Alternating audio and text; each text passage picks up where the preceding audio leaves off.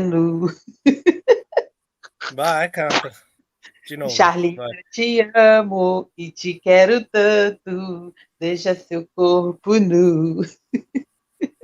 Não, não é mentira, nem hipocrisia. I love you. Okay, guys. Hello, everyone.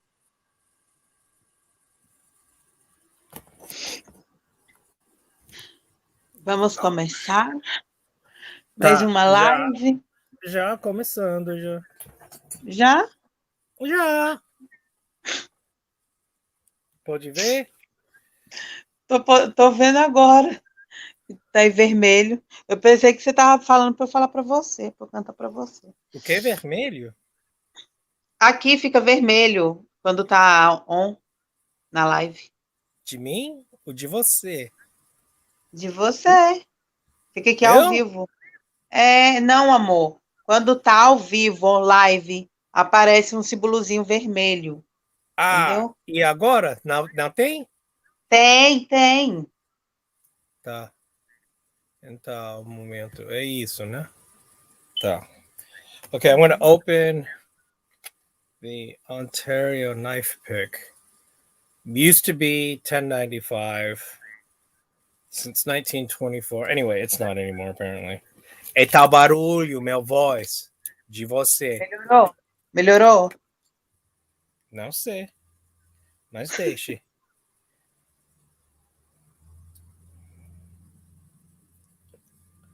Okay, instead of the unboxing knife, I'm going to start using the Gerber dime package opener because I'm kind of annoyed that I cut the piece of rubber. Yeah, there, off the corner. Can you see right up there? I cut part of the corner off with my unboxing knife, so pretty annoyed. So here we go.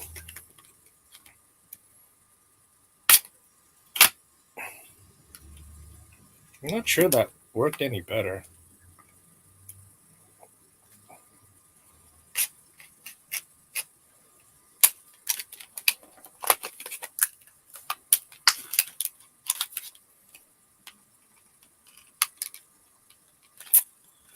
Entrou alguém? Hey, I know. Sorry, Matt. It's the problem is I would have just started it right away, but I keep looking and looking and looking. So you guys know Paul from in France, from de Coeur et des Lames. He sent me some stickers all the way from Europe, and I showed the envelope, I believe, once. Foi o Paulo? Ei, não pode procura essa coisas dele. I need I Ei, need to want Matt. it to be open to open it. Huh? Wait. You need to want it to be open to open it. Oh, you mean the packaging? This? I know. Anyway, that's got a great little tip, and considering it's high carbon steel, it's a little bent. It's not exactly super in great shape, but it ought to be good for ice. And I didn't get this for like some sort of weirdness. There's a lot of like little. Can you see the little divots in the wood? I mean, it's not exactly super high quality, but it feels fantastic in hand. Surprisingly, I forget that these rectangular, what are these, cubicle type of handles are frigging ergonomic as all get out. Think like screwdriver handle. Let me see. Oh wait, what is that? It's the it's called Old Hickory. It's that line of knives that Ontario has made. I haven't opened this one yet. And I think I've got other ones coming in too. Wait, yeah, I'm supposed to. I thought I had, or maybe I already opened it. Uh, Everything's washing out, isn't it? Is that any better? Yeah, there we go. So Ontario Knife Company. So these things have been around since, let me see here, since 1924. Can you read that? Let's see. Is that legible? There, since 1924. And up until recently, these things were 1095, and some of the descriptions online still say that, but apparently they've downgraded to like 1070, 1075, things like that. But yeah, these things were like $8 usually. These steak knives, and so some people were literally buying a sheath for it, using it as like an outdoors knife, because it's 1095 steel. So let's see. Okay. It'll O que give a é good isso? lobotomy. Okay. É pra gelado, pra gelado. Ah, é pica-gelo. É o famoso pica. Pica. Okay, so interesting story about that. Okay, so as far as Famoso lobotomies, okay, pica-gelo. so believe it or not, you guys can look this up. I'll actually type it here into the chat as well. What up, y'all? Unde-automaticing my. Oh, really? Do you have a channel? I'm curious. I want to see what that looks like, because Hey, Mark. would that turn it into Hey, basically like a Marco. gravity move?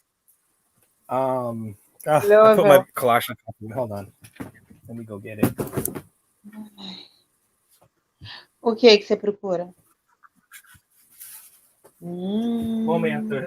Estilete. Ah!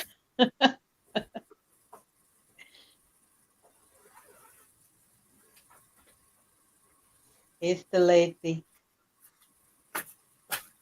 So, if you de-unautomatic the XXL, right? Does that mean it become like, right? It would be like a gravity knife almost. I mean, I wouldn't want to do that to this. I guess I could get a regular size, and I wouldn't want to do it to this because this is actually a Cali legal one, so I wouldn't want to de-assist that or de-unautomatic. Hold on. Maybe I'll get one of the regular ones. How does that work out? I haven't even looked that up yet. Hold on. It'll give a good lobotomy. We'll get back to that. Hey, what up, y'all? De-automaticing my Kalashnikov. Okay, so Old Hickory. Yeah, Old Hickory are fantastic value. Love the butcher knives. I have 4. They're all different, we'll say. Yeah, so this one I haven't opened yet. This is, I think, my 4th or so. In fact, one of them I got, they actually, believe it or not, have a double-edged steak knife. I don't remember if I opened it or not. I must have. So, which is cool. Hey, Goondox, thanks for joining in. And yeah, I just started. I haven't done anything. However, what I am going to do, does it just become a button lock? I think so. That's interesting. I'd like to know, Jan. So, speaking of lobotomies, my professor at Berkeley was, let me write it in here, Walter Freeman III. Okay. Yeah. Okay. Let's see. Here we go. Oops. Oh, missed it. These things are flying by. Yeah, I de-automatic earlier during knees, fidgeting during Emler, and I'm replacing the spring now. Oh, you're putting it back in? How was it? Is it fun when you de-automatic it? Because if so, I mean, wouldn't that be a cheap way of getting an OS 8 gravity style / button lock knife? I mean, I'm kind of tempted to now. Okay, so real quick about lobotomies. What's up, you blade freaks? Yeah. So ice pick lobotomies, right? So they stick it straight through there. And believe it or not, they haven't fully, as much as it became very taboo later, especially after One Flew Over the Cuckoo's Nest, they actually still do lobotomy sometimes. It is not a procedure that's been fully abandoned. It's where they basically go in through the eye and poke out parts of the brain. Yeah. Walter Freeman III, he was my professor, one of my first favorite professors at Berkeley. He's in the biology department. Obviously, he does research on the brain.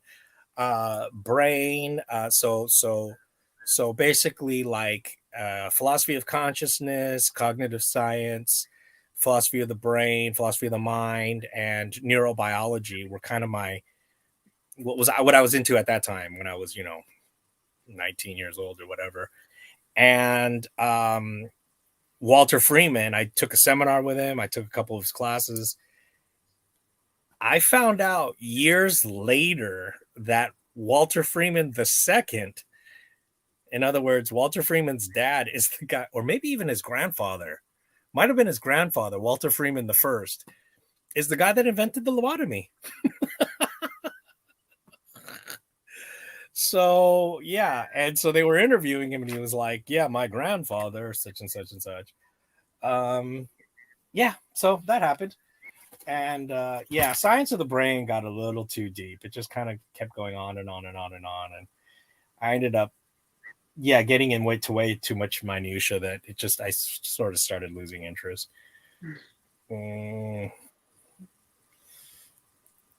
Was okay.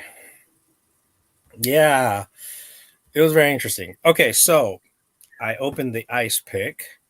You know what I realized? How do you store this thing? I mean, would you want to put it in a sheath? And it's high carbon steel. Do you really want to put it like in the drying rack?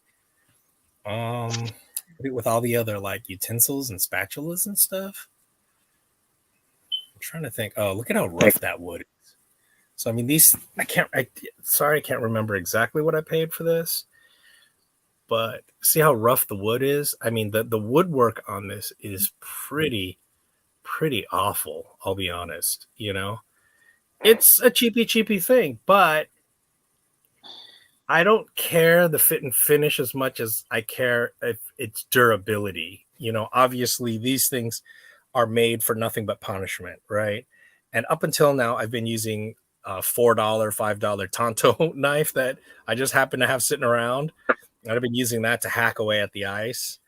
But I decided, you know what? Let me just go ahead and actually get one of these. So anyway, that happened. I went ahead and got it.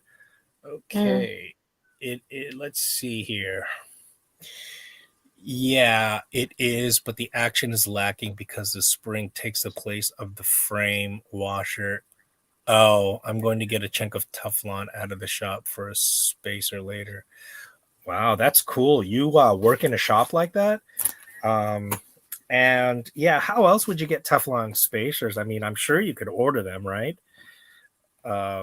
Like from knife companies and stuff. Oh, speaking of, I don't know why, but I bought a couple of button locks. They're Schrade button locks, but it turns out that in fact they're de-assisted or de-automatic button locks. So I guess I already have that, but they're chippy Schrades, and obviously there's no action to speak of. So either I was actually thinking of asking the guy like, "Hey, can you sell me the spring that you took out of here?" Because I guarantee he's got a pile of them, since he's sitting there de-assisting them himself. And so I was thinking of making it automatic again. But now that I think about it, I don't really like automatics. I realize now I like OTFs, automatic OTFs, double action. But I got to realize an automatic out the side is as bad or in fact worse than assisted knives. I mean, I don't like assisted knives.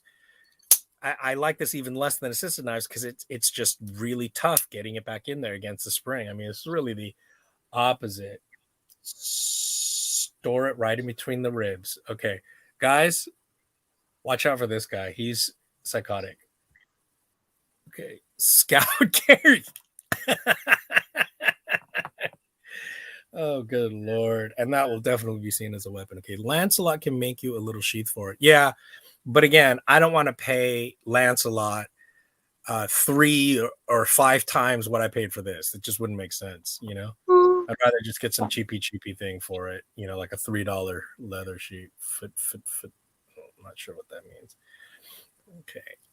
I use a frog gig to break up ice. Really? Works stupid good, really does, and they're pretty cheap too. Keep in mind, if the pick doesn't perform like you want it to. Okay, I need to know what a frog gig. Oh, a frog gig. Oh, really? Yeah, I'm not sure what the difference, what a frog gig versus any other gig is. Let me know if you have a video showing that frog gig, and if not, oh wait, oh sorry, I thought you were Goondocks. I'm just getting you guys confused because he's got so many of those things. Haha. Okay, let's see. Lancelot sheets, cross sheath, right? You mean, I don't know. You mean therapeutic edge? I just Googled frog gig. That thing's brutal. Okay, yeah, I'm gonna have to Google that too. Frog gig. Because I just showed a gig on my last thing. Speaking of, oh, well, okay. If you are you guys ready for this? Okay, so let's see. Travel pack, 65 meters. Okay, so I've got this. A previous roommate left this behind in the storage, and I went and got it because I'm curious what's in here. So what does this say? Abco Sport, okay? Abco Sport. O que você compra? Those definitely feel like tent stakes and some guide wire. So I suspect this is either a tent, although I suspect it's more like either like a hammock or something. That's what I think it's going to be. Hold on. Okay, time for the nautical knife. Okay, so here we go.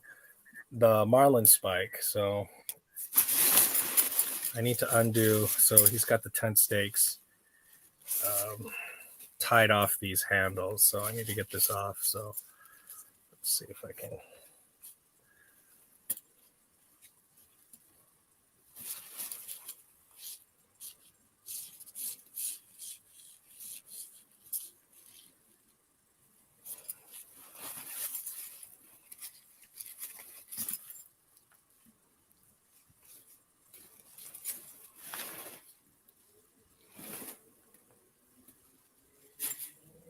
Man, I'm going to have to use the ice pick.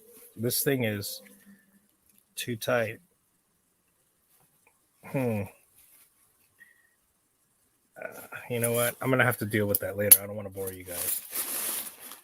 Okay. Let's see here. So let's see what's in here.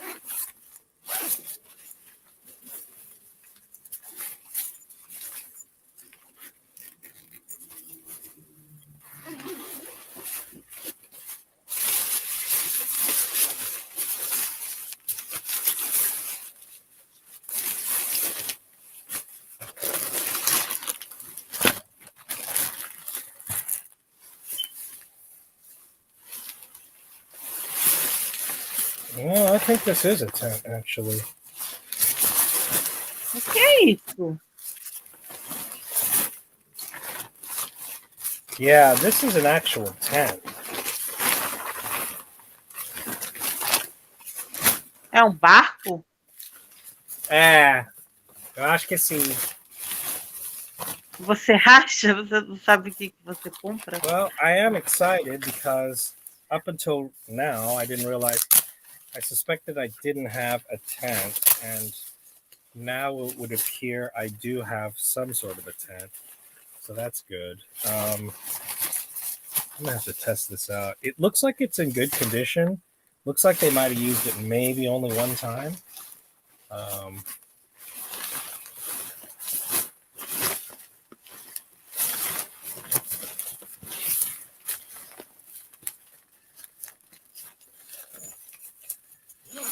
we go.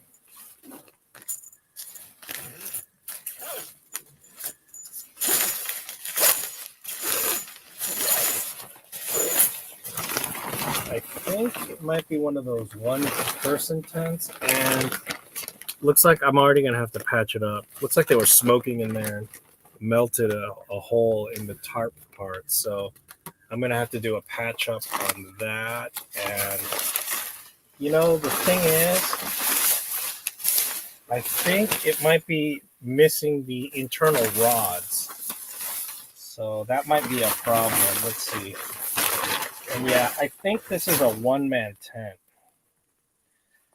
I think this might be a two-man or one-man tent. So I'll have to test it out. I think, as a matter of fact, I think I'll take it out next time I go camping and then just set it up and see how it goes from there.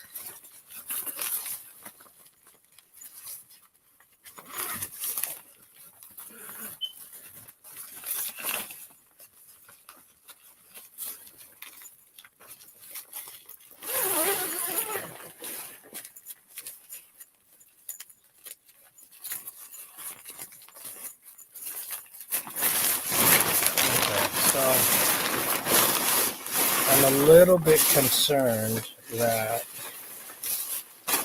anyway, it's got these tent stakes and the guidelines or whatever. What do you call those? The guide wires or whatever.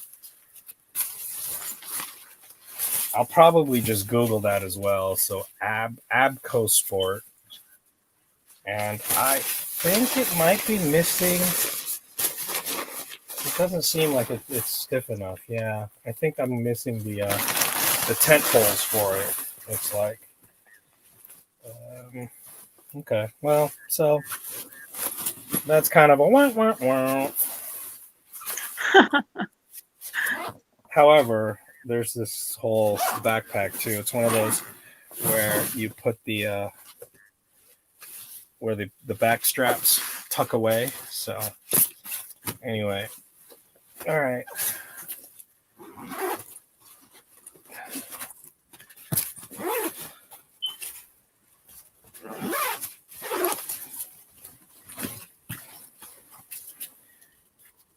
Yeah, this is one of those versatile ones where you can hold it with this. It's got the shoulder strap and then the tuck away backpack straps, compression straps, and all that. So it looks like a pretty decent little thing. It's not the worst thing in the world. Okay, next, let's catch up with these pencil spike.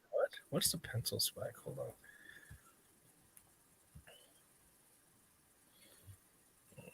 Okay.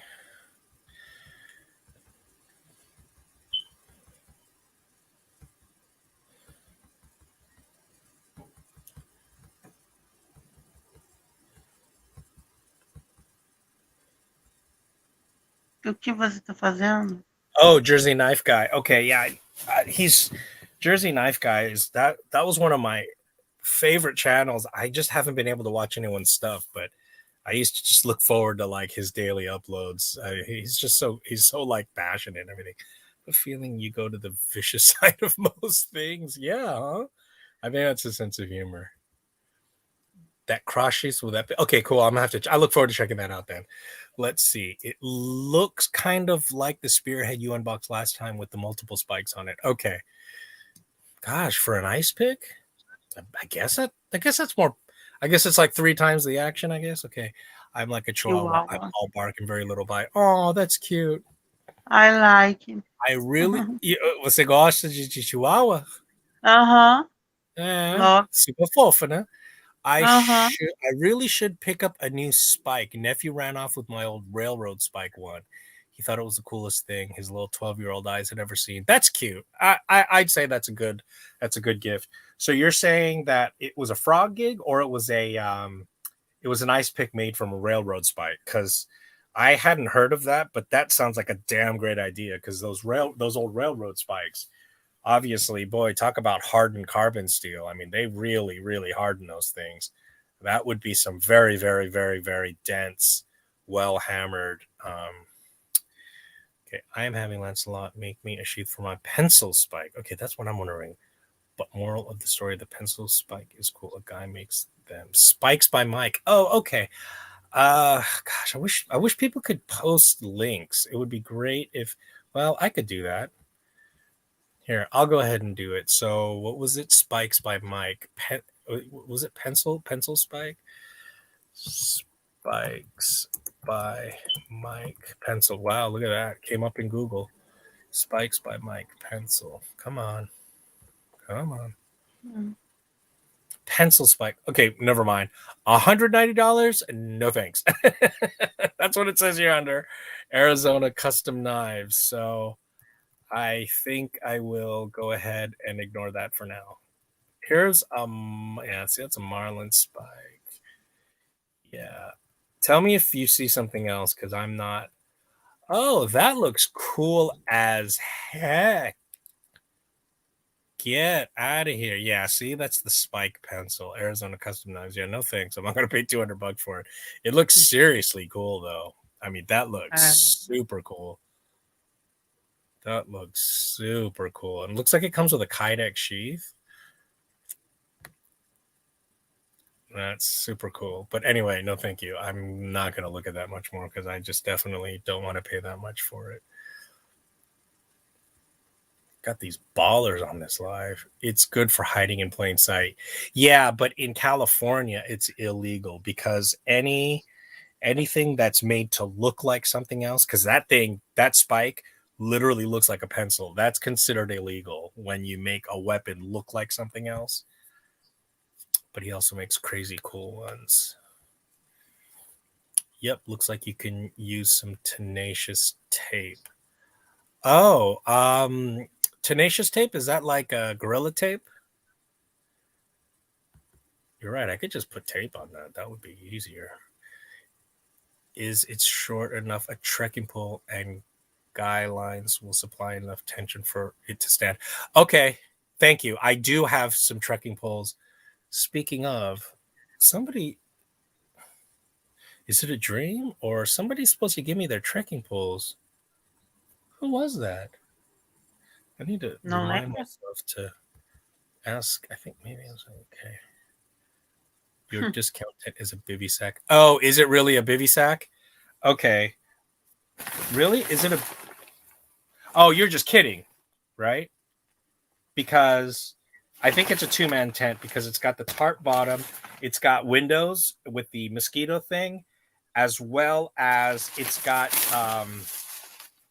because see, it does have these can you see that? It is for poles. Unless you're right, unless this really is just a bivy sack and it's only meant to tie down. That's a good question. Oops, there we go.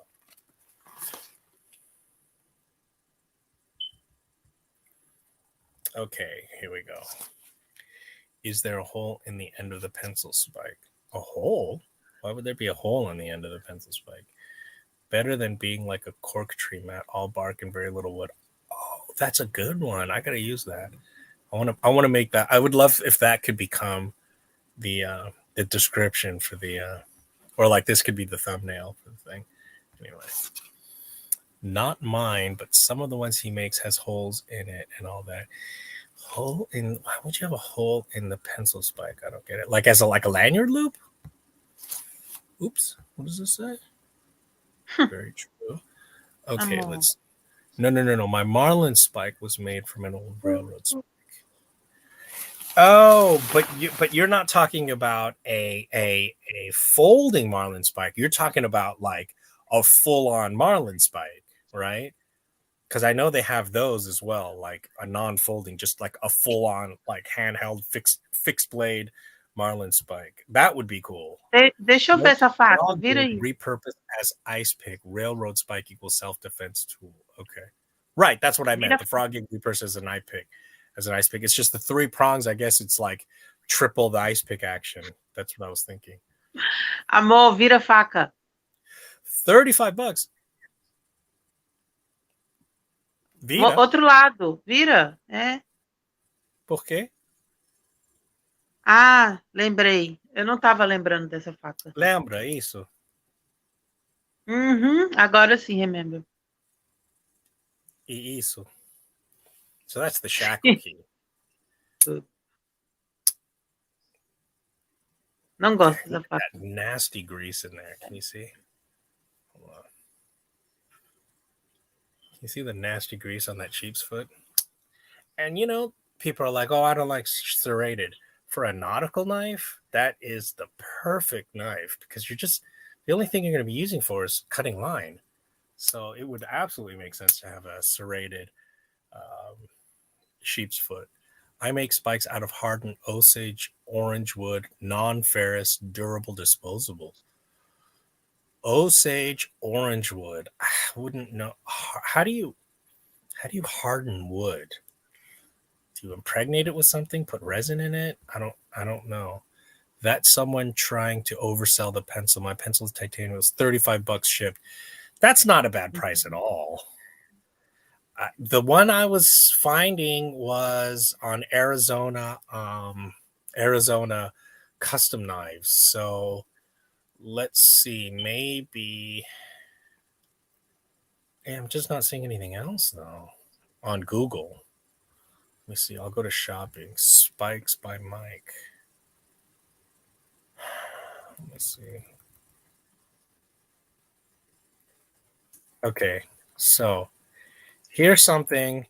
Marlin Spike, pencil tip Marlin Spike, 10 inches, basically like a fixed blade. Sound Boat Works. It's $25, $25 plus $10 shipping, so it's $35. So that's a Marlin Spike. That's the only thing that came up. Yeah. Problem is, all that's coming up is Spike and Mike, the old animated thing, omnibus thing back in the day. Queria entender o que vocês estão falando. Okay, well, here's Spikes by Mike on Facebook. Maybe that might work out better. Spikes by Mike. Here we go. Private group. Okay, looks like I'm joining so I can see what's in it.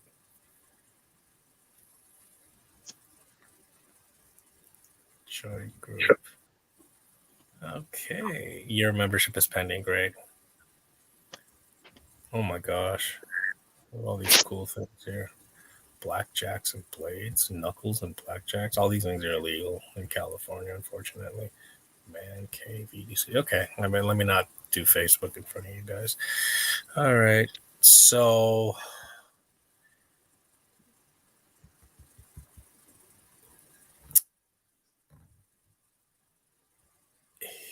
no poles makes it a bivy sack.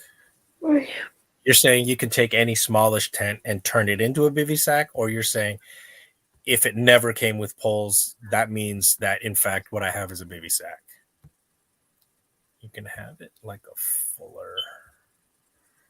Nice multi-tool you got there. Yeah, this is from Marbles. I swear to God, I think I got it for like $6, and I use it all the damn time. Oh wait, is that an old Camilla sailor knife? No, sorry. I actually meant to do this multi-tool and then this. It's the Marbles. It's the Marbles. It's a replica of what they used to make, so to speak. It's not the actual Marbles knife. Like you can probably find a vintage Marbles Nautical knife that they made for whatever the Navy or whatever. But this is just Amor, diminui a minha tela. Diminui minha tela e mostra melhor a faca. Nem eu tô enxergando. Vai mais perto. So it's durable enough. I mean, if you're literally in the Navy and on the boat, I would probably want something a little bit more sturdy than this because the bail feels a little bit loosish. I would actually kind of want to hammer that tighter a little bit. But the Marlin Spike is plenty sturdy. It does not lock. The other Marbles knife, if you want to see it, does. This has that really nice. So there you go. Marbles. Let me see if you can see it. The Marbles Nautical knife. Is that what it says? Just says quality knives. These things are ultra inexpensive. But as you can see, it's got that fantastic chisel ground serration there. Great for cutting cord. Then you've got your shackle key. Then you've got your old school tin opener. And I do use that. And it's got your inches and your metric centimeters. And I don't know. Those are the liners that stick out. I don't know if you could use that to pry shit with, but I don't do really much sailing or any at all. So I don't know how much you would need to pry stuff. I'm interested in an Osage spike. Okay. Yeah, I don't know what Osage wood is and how you harden it. Morning, everyone. Hey. Oh, here we go. You're going to explain it right here. Fire hardened like pre-technological spears. That is so fascinating. And you make those? Do you sell them? There's his website. Okay. I don't know if you tried to post a link because there's nothing here. Sorry. Okay, here we go. Just saying, not throwing shade. Arizona Custom Night is a place where silly people post things for silly prices. They have a Koh-i-Noor pencil for $200 on there. That's a $25 pencil shipped. Wow. Yeah, I just have everything on Arizona Customized is just so expensive. I just don't think of going there. I get the feeling you would love one. Yeah, I certainly would too. The think early eBay-ish use. I was getting that vibe too, but I don't know that site too much. Yeah, I don't really go there because I've gone there to look for certain custom makers, but their prices are just like, wow, this is so tough. It was a joke. No pulls. It's a baby sack now. Oh, okay. Those marbles folks make cool stuff. I have been loving the mini axe you showed me. I know. Where is it? Yeah. I mean, that you've seen the wood. I'm so afraid to use this thing because I adore it just because it's so adorable.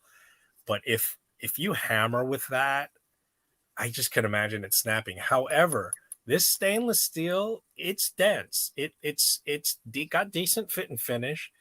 And originally I was thinking this probably has next to no use until I realized you could feather stick the shit out of this and use it as a hammer. So at first I was thinking this is literally nothing but novelty, which I was totally fine with. I pretty much got it to be just fully novelty. I realized you could feather stick with this and other things. And you know, it I no longer think it is of zero use. I don't think so at all. Yeah, I have the other nautical knife has a G10, I think. I think it might be G10. It might just be FRN. But that marble, that Marlin Spike locks, but it doesn't have the rest of these tools. It only has a Marlin Spike and a sheep's foot.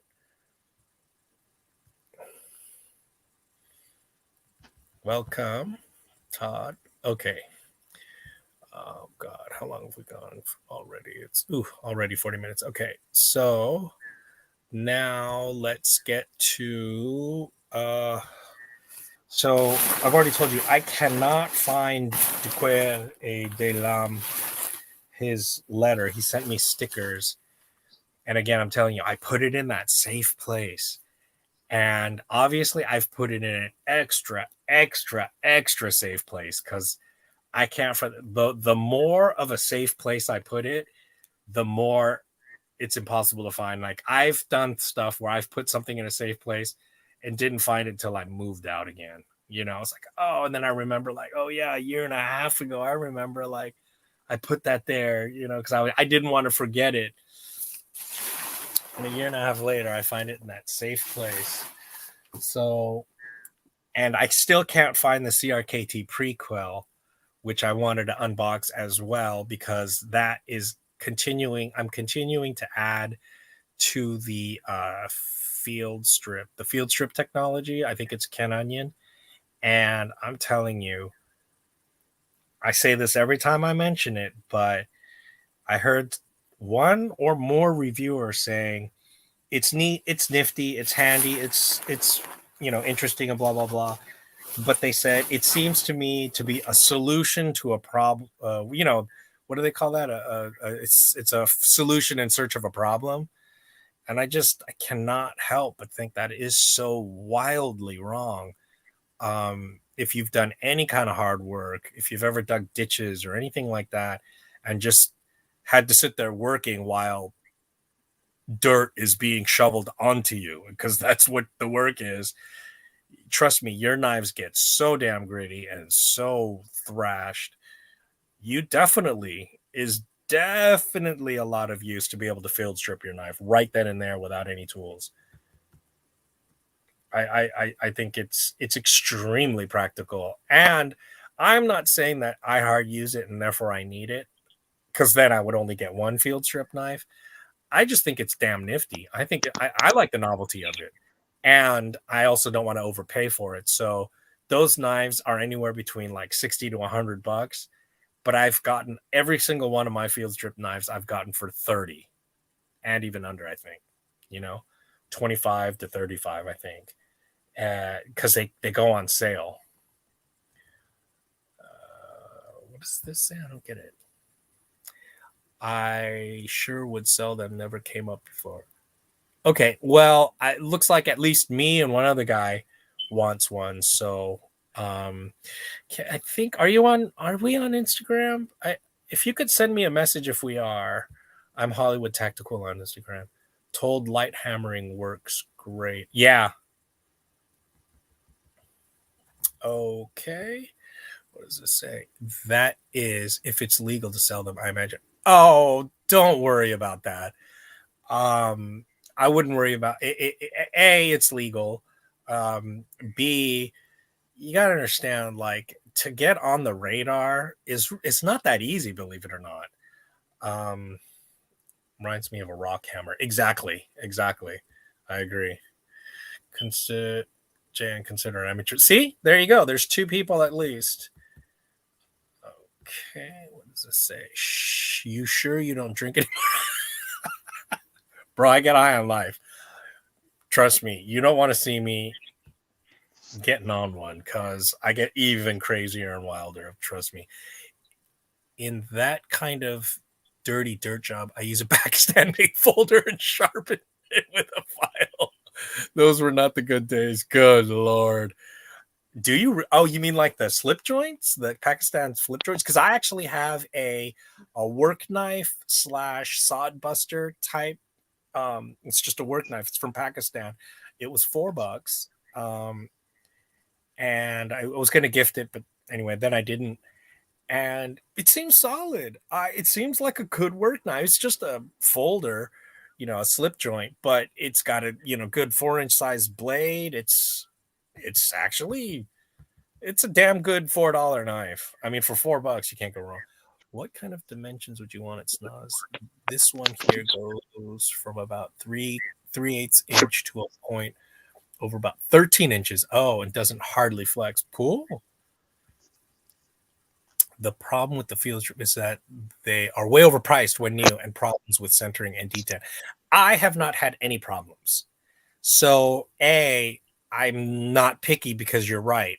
If I paid original price, I'd be more picky. But like I said, I've gotten all of mine for dirt cheap, for basically a half to third the price. And none of my field strips have had any problems with centering.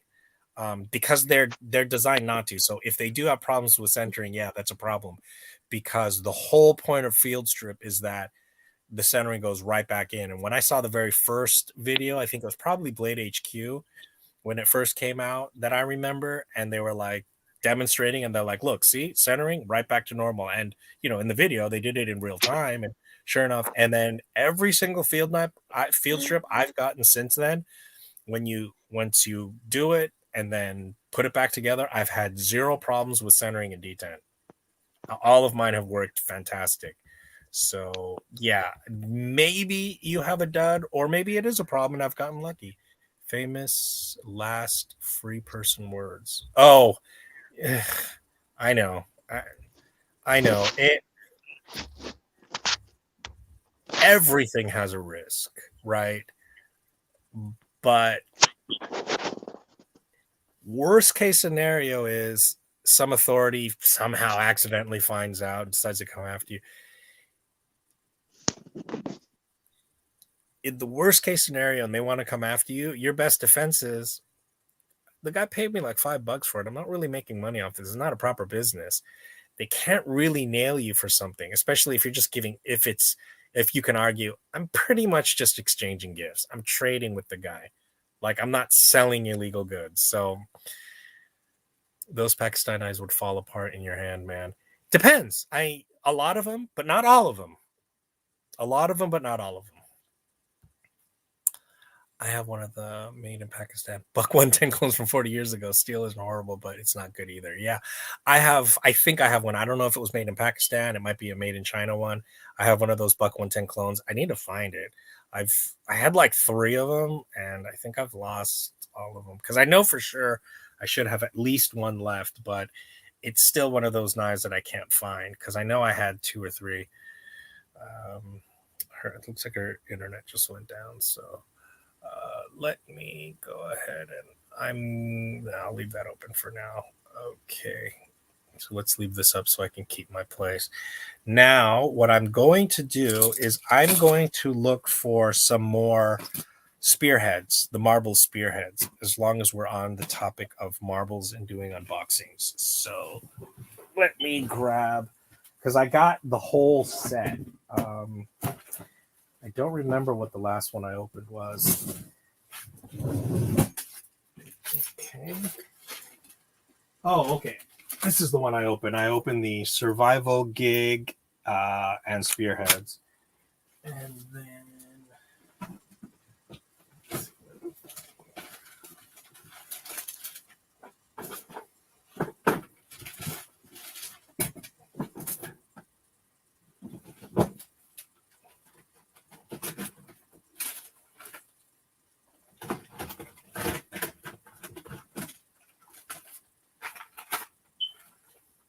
okay, here's what I have. So, see, remember, Matt, you were sore last time. You're like, man, I didn't get to choose anything.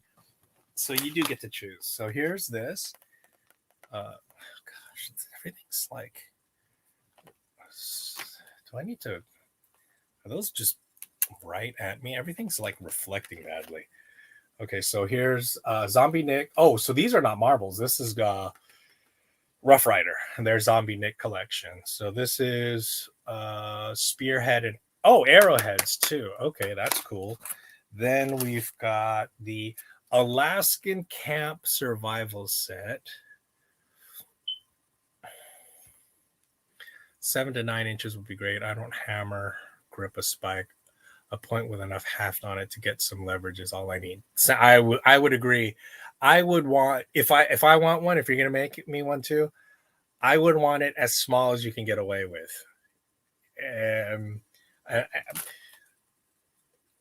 I've noticed my approach has increasingly become go as small as you can with something until you find it's no longer usable. And I kind of want to do a whole video on that as well, because even something this small for nearly all EDC needs I have is more than enough, because I'm not doing any hard use. I'm not feather sticking. I'm not, chopping down a little tree. I'm cutting thread, cardboard, paper, I'm cutting out like a pattern, on a large piece of paper for some clothing or something. I just don't, have that many, hard, because I'm in an urban setting. Now, obviously, if you're in a rural setting, if you're on a ranch or something, then yeah, I'm obviously not talking to you. You know what you need. You need something maybe over 4 inches, but I try to get like someone, because the reason I'm mentioning this is someone was on the last, was on the Neves Knives Live Samurai something, and he kept asking, should I get a 3-inch or a 4-inch pry bar? And he kept repeating it, and I was like, why 3 or 4? Why not half an inch? Like, the Gerber shard is an inch and a half, maybe. And I carry the Civivi one. Where's my, it's over there. I don't want to get it, but I use the Civivi pry bar. And it works great for me. I've never needed anything more than that. And if I do, then I have the Tops. I have the Tops pry bar. It's like a mini crowbar, and I also have the Schrade mini crowbar, which, if you think it's weird that I misplaced, didn't I misplace like a whole machete? Yeah, I did. I misplaced a cold steel machete, the Kukri machete. I still haven't found it. but I've also misplaced a Schrade mini crowbar. So anyway, okay, so then we've got the tactical spearheads, and then finally, oh, here we go, the tactical gig set. So let's see. I need to open, because what I want to do is, so if you guys remember, I put them in this marbles pouch.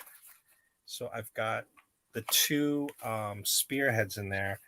I want to see whether those gig heads and or Mostra direito, não dá para ver. isso. É. Que isso? É tipo ninja? Não. É para sobrevivendo e olha, é como assim. Entendeu? Ah, Precisa entendi. madeira e com, como se diz, com cabo? Isso, com cabo. É tipo encaixe. Sim. Okay, hold on. Let me catch up with these. Imagine with a boar spear. Yeah, imagine with a boar spear. His boar spear is going to be an ice pick lashed to I'd be an apex predator.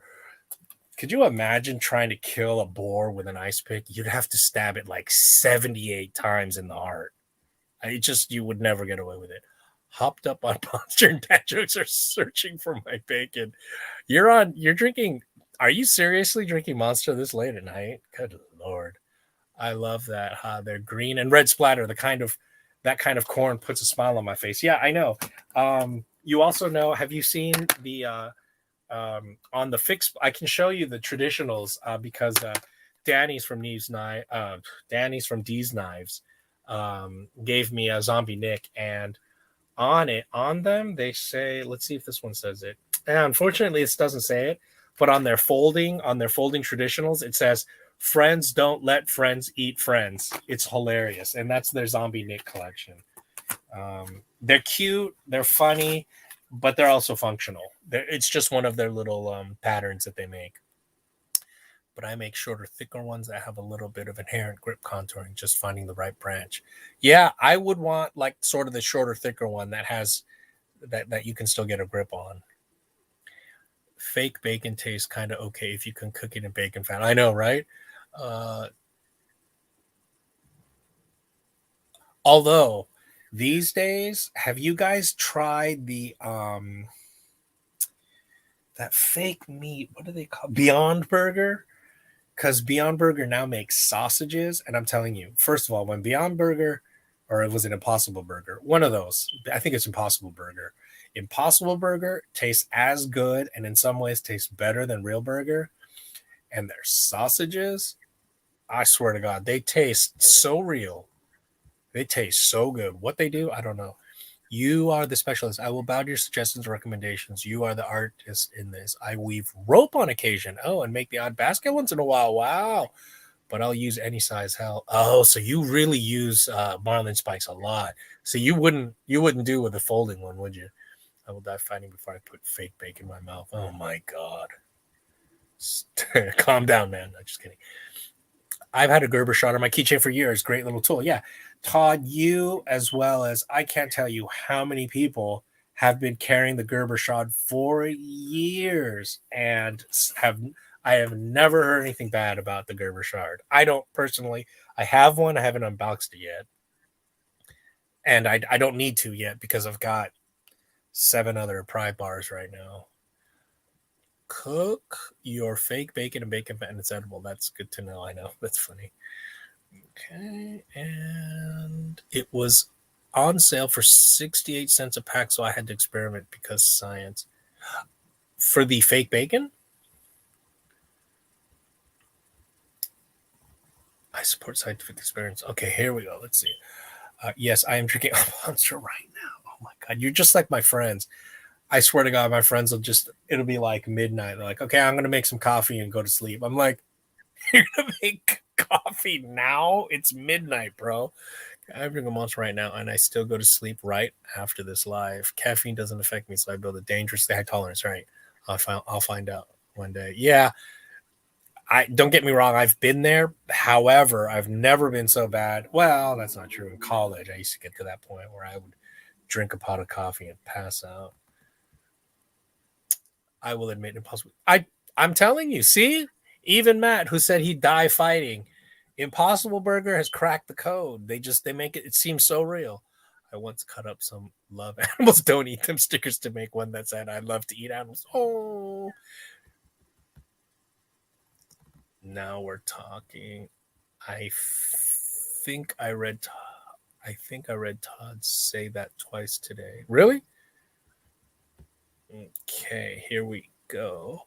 What's the Gerber tool that holds a razor blade and has a pry bar and a screwdriver thing? Gerber does Gerber, so I can never remember the name of the products, right? You're thinking of the pry brid, and they have two versions. They have the original pry brid, and then now they have the pry brid X. I have both of them. The question is, where are they?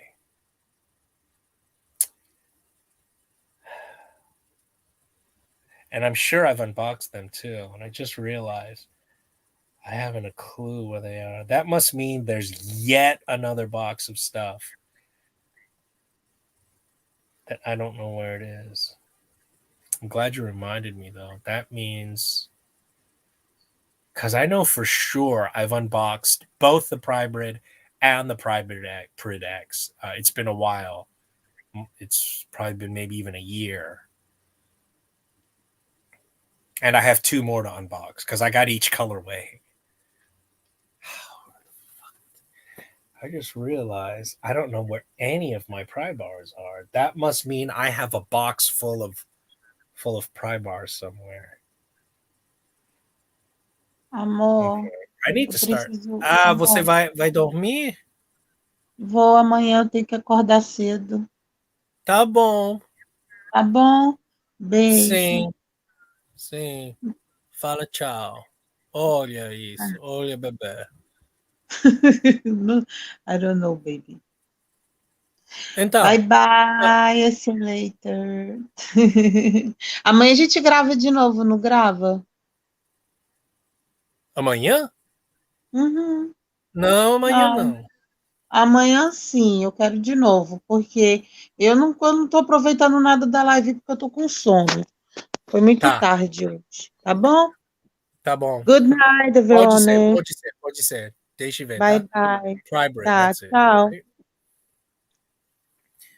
Tchau. Vai cantar! Cantar? Cantar o quê? So she's gonna go to sleep. She's got to be up early tomorrow. So let's see. The shard makes me think deja vu today. Not sure why. Because you guys were talking about it on another live. You had the Prybrid yesterday, I believe. Not me, no. Yep, mentioned it on News Live. I also carry full-size multi-tool on me pretty much all the time. I have, but mostly I don't. I then mostly EDC'd a I'll show you what my most common EDC for multi-tool is. You guys are gonna love this. It's this. It's from Cat, like Caterpillar. As you can see, I EDC'd the hell out of this thing. Believe it or not, this is a multi-tool. And again, I don't hard use, right? This tiny little thing, look, it's almost the size of a dime. It's the size of this Kalashnikov. This is what I mean by I try to go the smallest I can get away with first. And I have yet to need anything bigger than that. It's even spring loaded. Okay.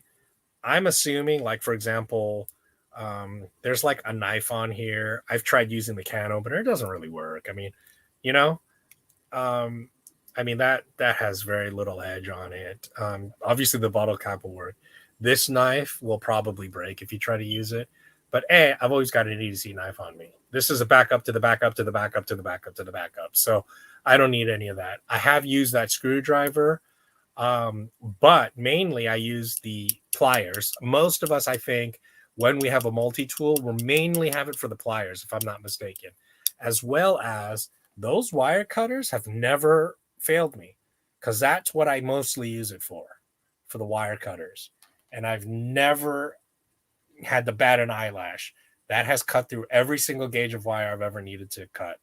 And I have. So again, this is what I mean by, I go with the smallest first, and which is what I was telling that guy. I was like, go with the smallest pry bar you can, because the full size multi-tools just get so big and bulky. I start getting sick of it and I stop carrying it. And that's when I started carrying this. And this is, it's the size, it's practically the size of a Zippo. Where's my Zippo? It's somewhere else. But anyway, that's barely bigger than a Zippo. So I put that on my belt. It's not too heavy. It's not too bulky. It doesn't jab into my side. It doesn't, jack up anything. Oh, there it is. There's my Tops pry bar. Right? So this is what, 4 inches probably? Let's see. Probably 4.5. It's 1, 2, 3, 4, 5. Oh, never mind. Jesus. 1, 2, 3, 4, 5, 6, 7. Never mind. Okay. It's 7 inches. Pardon me. But anyway, go as small as you can first before you go to it. So 3 inches, I guess, would be up to there. Like those titanium pry bars. But again, if you can get away with a Gerber shard, go with smaller, because that's my advice to people. Because if you use a tool and you go as small as you can, and you don't run into that aggravating situation where, God, I wish I had a full size, or God, I wish I had a bigger pry bar. I've never needed to use this. I mean, I bought it because it was cool. It was the first Tops thing I had ever bought. Did I put that lanyard on there? Or is that one of those Tinder lanyards? I think that's one of those Tinder lanyards. I'm sure it is. Right? I don't think that came with that. Anyway, this is their little Tops survival thing. It comes with this plus this weird little multi-tool thing. I don't know what you're supposed to use that for. But anyway, let's see. Is that how it goes? Can't remember. It goes like that, I think. Anyway, let me see.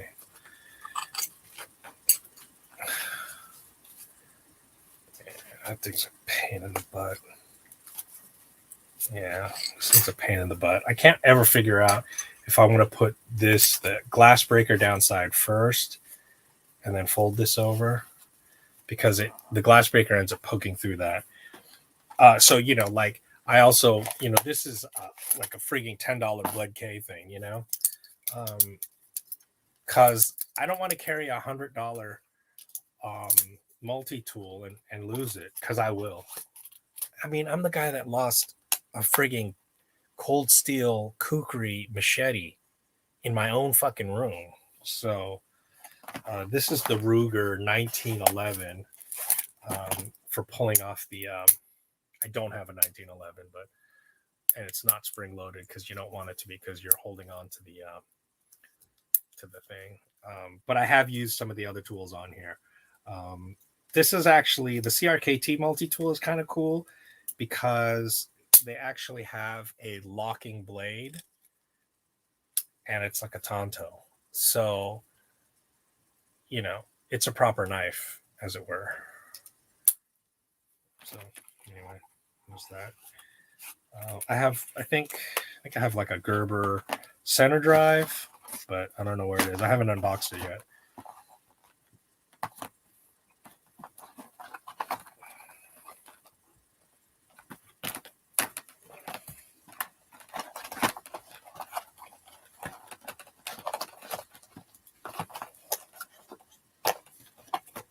So this is one of the little pencil cases that I got.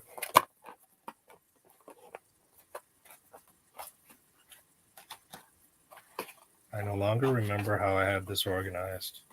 I must have had it like this.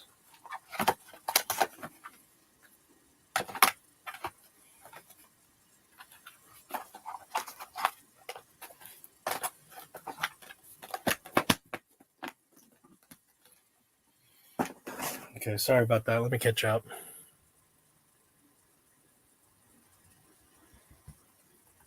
Okay. Hollywood has turned into Dora the Explorer to find stuff. I swear to God, I can't believe I've lost. Gerber Prybrid, right, exactly. Remember, there's the Prybrid and then the Prybrid X.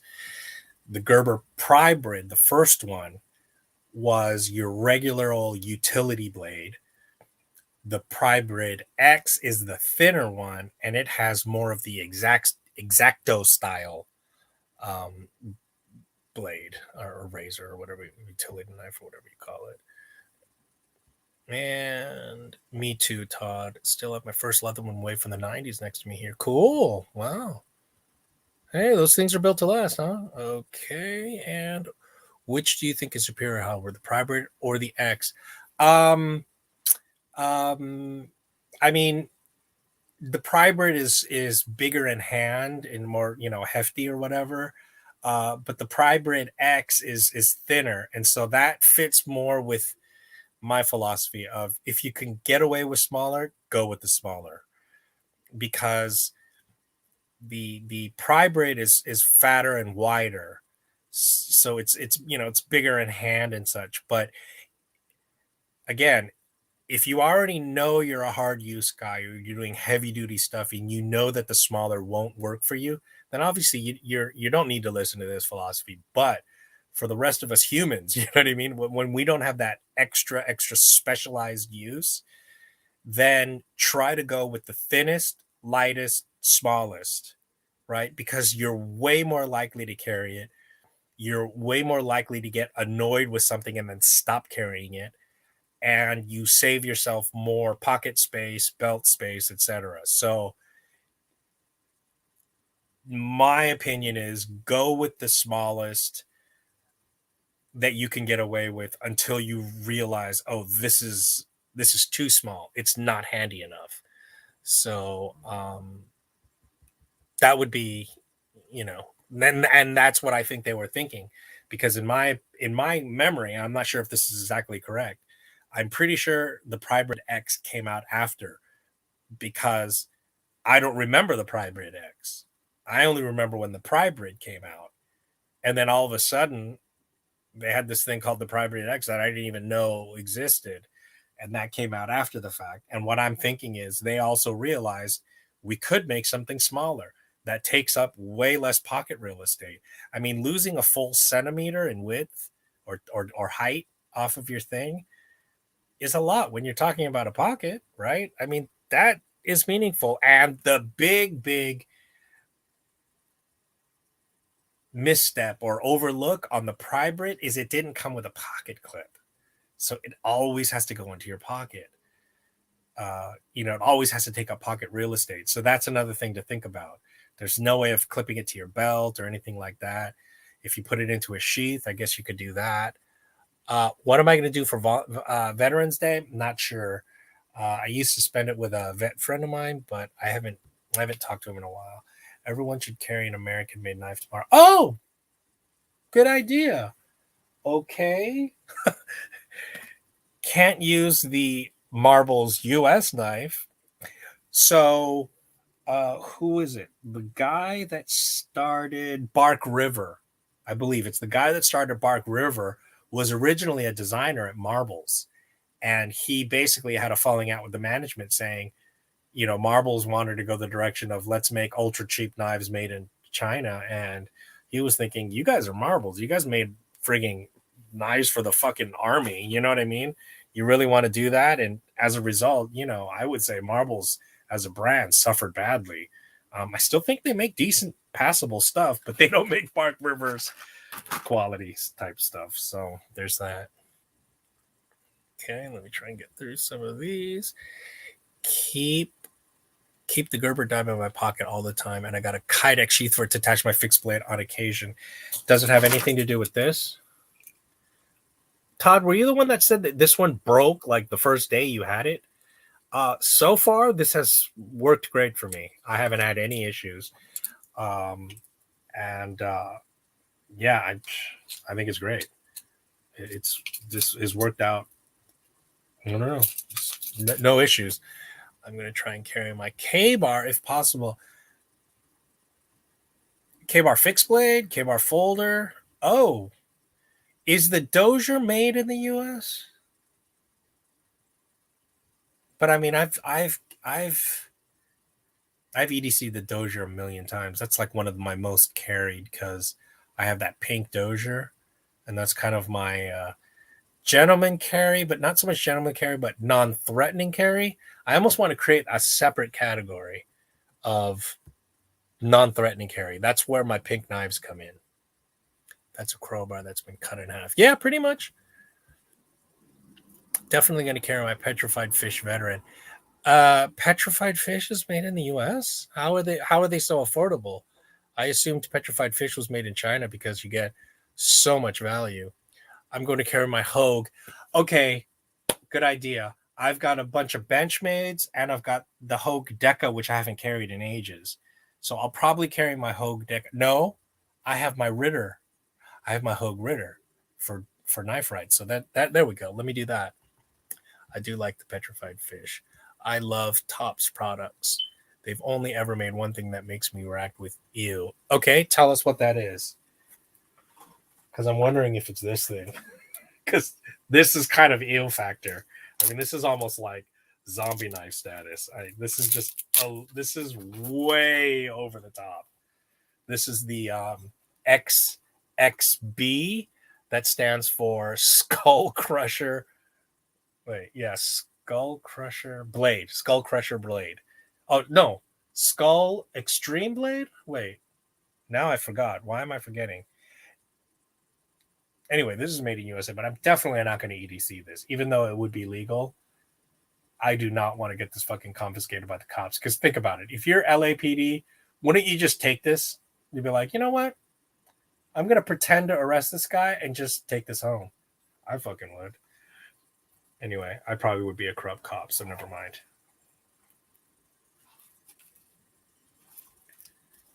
I just realized.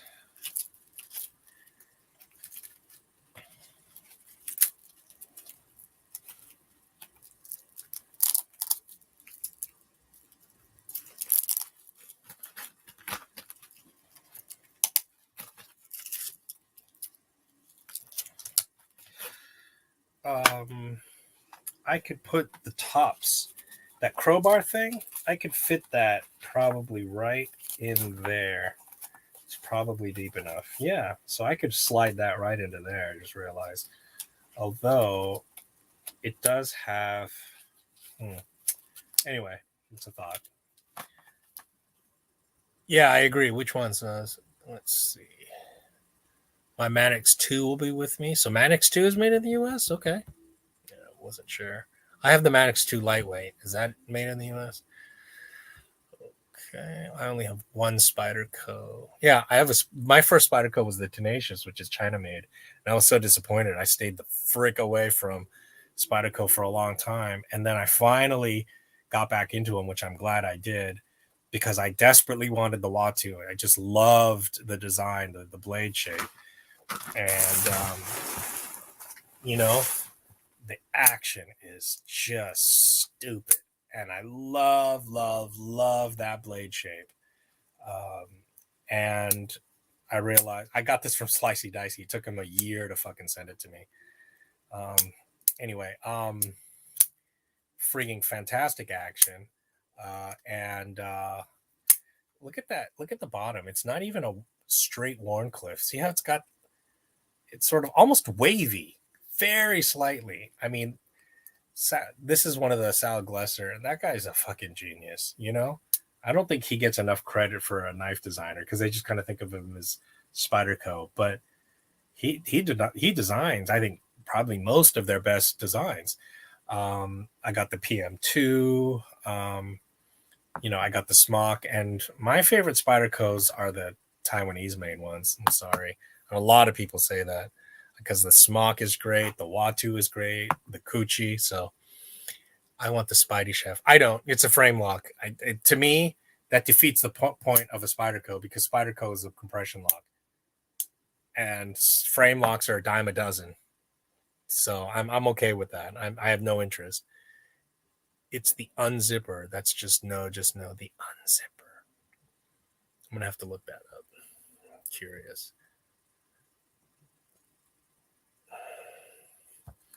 Wait, tops, knives, unzipper. $145, and let's see what it looks like. Oh, why do you not like that? I was actually looking at that.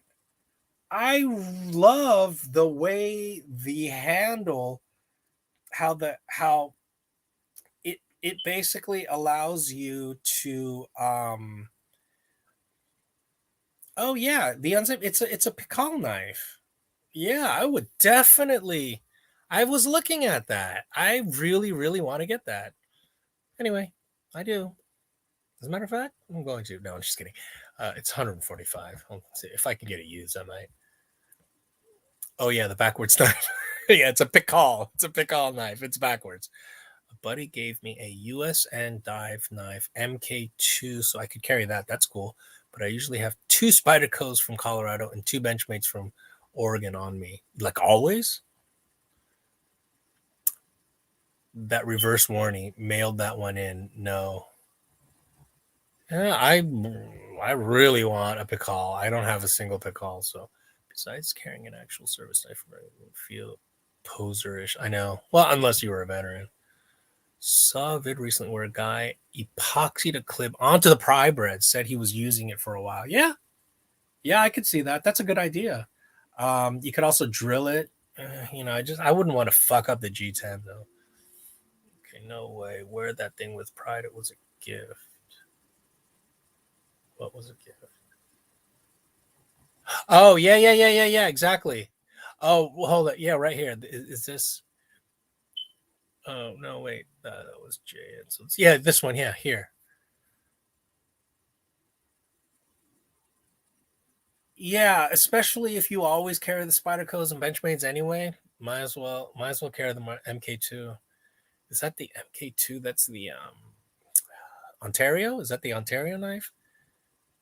Which one is that? It's not a vintage, is it? If it's a vintage, don't fucking carry it, because some of those vintage Navy knives are fucking worth so much now from Ontario. Okay, let's see here. This one's where it left off. I have the same one, and I haven't had any problems with the Kydex. Yeah, it's somebody on one of these lives when I did the unboxing. They said, they're like, I got that. It broke like the second day I used it. Yeah, see, petrified fish is China. So I'm not sure what that was about. It was, but he never served either. Surplus store purchase. Oh, okay. God, you could buy one of those in surplus. See, surplus stores when I was a kid was cool, but like the surplus stores out here in Hollywood, like they're just really overpriced and they just have a bunch of bullshit. Billhook knife. Should I EDC that? This is probably one of those Pakistan knives. Oh, Right Edge. Yeah, I think Right Edge are Pakistan, aren't they? It's part of Master Cutlery, I think, isn't it?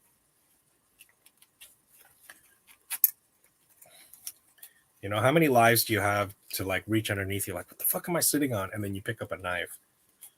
That's when you know you're just over the top. This fucking thing is so hard to get out. Yeah, it doesn't even say. But I'm pretty sure it's Pakistan. It's Right Edge. Right Edge usually makes their stuff in Pakistan.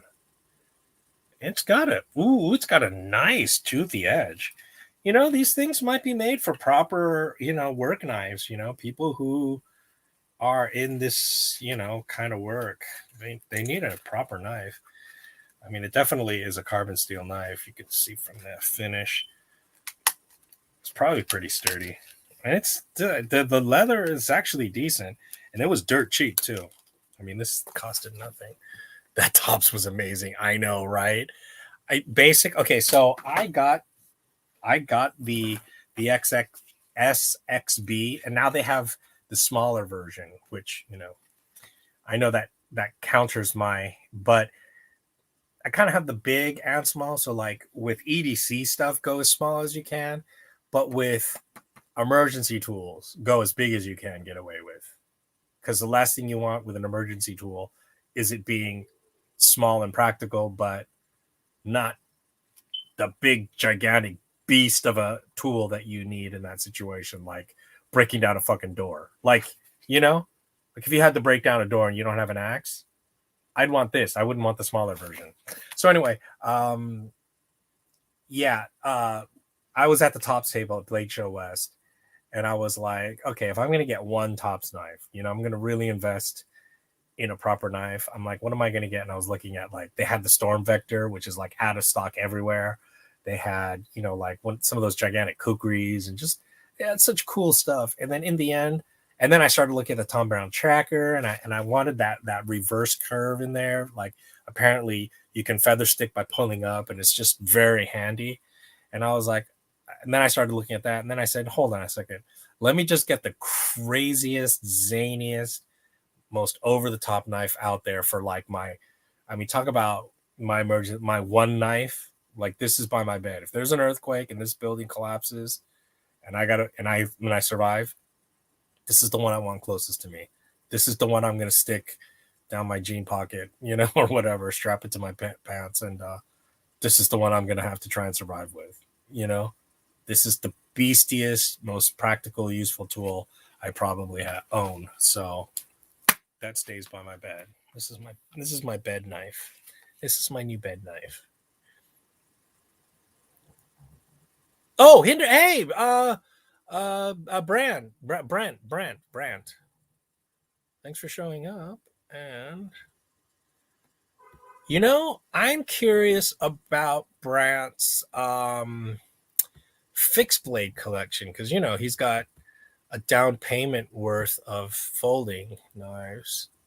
I'm wondering what your fixed blade collection looks like. Yeah, but it's called the Veteran, so it works. Can carry U.S. made knife too. Okay, the petrified fish is called the Veteran. Okay, wear it proudly anyway. Okay, and hold up, Brent.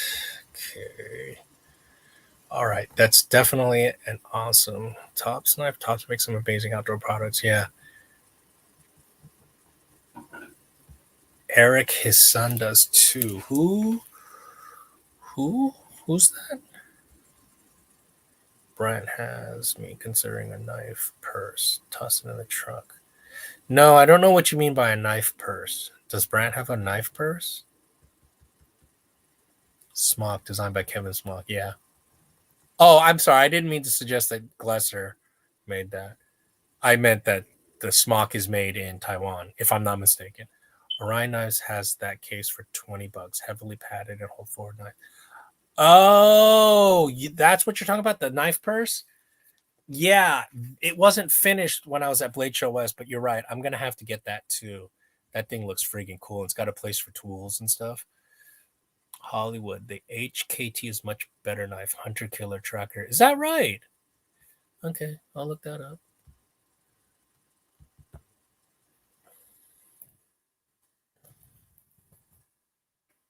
HKT.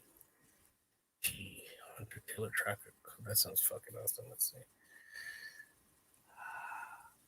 Okay, yeah. Here's the thing. That thing does look very interesting, very neat, very utility. That's more of a knife. This is practically a hatchet. It also has the notch maker on the top. So it has other functionalities. That's why I agree that this hunter killer tracker thing, that looks really cool. And yeah, I can see it's got multiple sharpened edges, but that's just a highly diverse knife. This is a highly diverse tool. I mean, it's almost not even a knife. It's kind of like part saw, part axe, part hatchet, part pry bar, part breaching tool. I mean, it's frigging all kinds of shit, you know? So I thought this was more diverse in terms of everything. And I think this has a lot thicker blade stock as well. You have the BOB. Okay. I'm blanking on the BOB. I was just looking at it the other day too. I just want the BOB for outdoor stuff. Yeah, I was looking at that as well. It's not nearly as big, if I'm not correct, if I'm not mistaken. I love a good Scandi grind. Oh, yeah. I was, they have, oh God, I think they have 3 sizes of the BOB because they have a tiny little mini version of it. It's so adorable. I was thinking about getting that. It's so adorable. Yo. Okay, retraction time. It's a MK3 MOD 0 USN. Oh, okay. For the that dive knife you were talking about.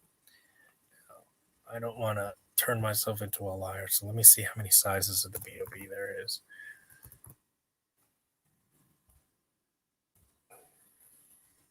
Yeah, the Brothers of Bushcraft. Hold on. Let's see how many sizes there are. Yeah, I believe there's at least 2 sizes. I feel like I remember though they made a mini version. So they have the regular size. And again, that's a fantastic Scandi. It's the perfect bushcraft. That whole notion of jack of all trades, master of none. Um, I went with this in spite of that because this might be an exception to that because I think this feather sticks well, this notches well, it pries well, it chops well. So in spite of that risk, I didn't want to get something like the BOB, which is, and that's just a pure bushcraft knife. And I have bushcraft knives, and for that matter, I have several Moras. And it's like, how are you going to compare a Tops to a Mora? Yeah, if you destroy a Mora, you're hard using the fucking shit out of it. You know what I mean? Because if you look at people who have tried to, like Dutch bushcraft boys or Dutch bushcraft knives, they did a thing where they tried like hell to destroy their Mora, and it was not fucking easy.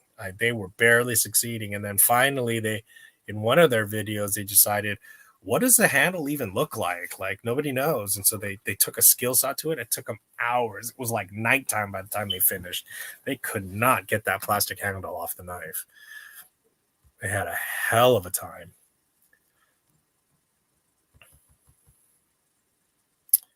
Oh yeah. Have you named your Skull Crusher Extreme yet?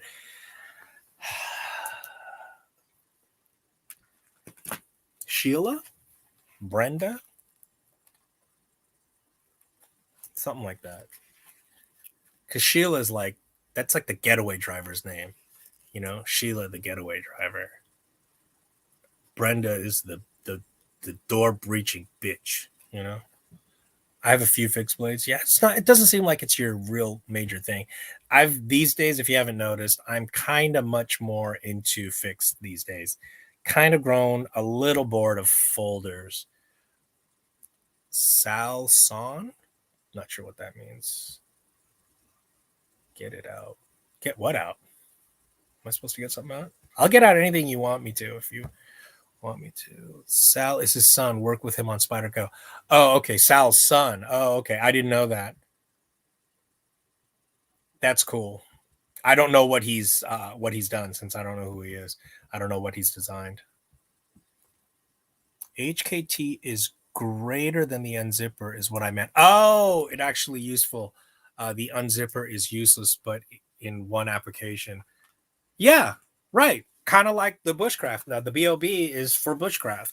The unzipper is a Pikal, is a tactical self-defense knife. You're right. The HKT can actually be used like a Pikal because it has that sharpened top swedge. So yeah, I see what you mean, and then on top of that, you can use it for a lot of other things. Very good point. I appreciate you pointing that out because yeah, I hadn't seen the no wait, I did see the HKT. It was overly tactical. I remember thinking at the time, and I kind of have enough tactical knives. I mean, like, I'd still rather have my Cold Steel OSS because it's just. Oh, I have a surprise too. I'll give away the surprise. I just ordered, or it's being shipped. I got the M-Tech, a ripoff of the Cold Steel OSS. I'll do a side by side comparison. and you know the M Tech was like $20 on sale or something. It was really cheap. Brother of Bushcraft, right? Yeah, thank you. I remember now. Folding version 1.2. Oh, that's what it was? It wasn't the micro. They have a folder of it now. No, I think they have a folder and a micro. I think they have 4 versions of it because it's one of their most popular. Now, I think it's one of their big sellers. Always have a Scandi on me. Very cool. I keep a Mora in the car. I mean, there's no trees around here. Well, there are trees. That's not true. But it's just, it's not rural enough. Schlenda. Maybe. Helga. That's it. Thank you. Thank you, Matt. Meet Helga. Grunt Hilda. That's a little too crazy. I wouldn't even be able to remember that. Helga's nice.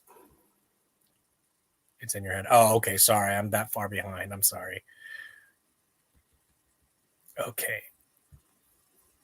Eric helped made paramilitary 1, 2, and 3.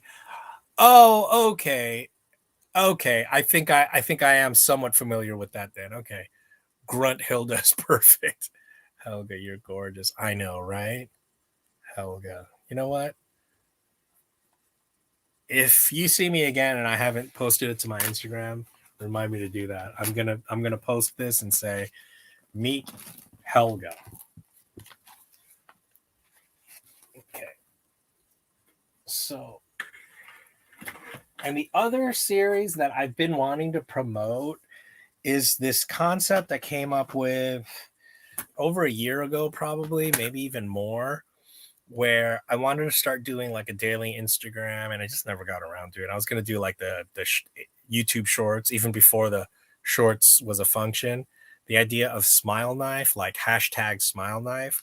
And this was the original, I think I already mentioned this recently. This was the original thing where I got the idea of smile knife, right? It's black pearl handle. It's combat ready. You know, they're like that super duper cheap company. They make super ultra cheap knives, but I have a whole bunch of them. It kind of has an edge.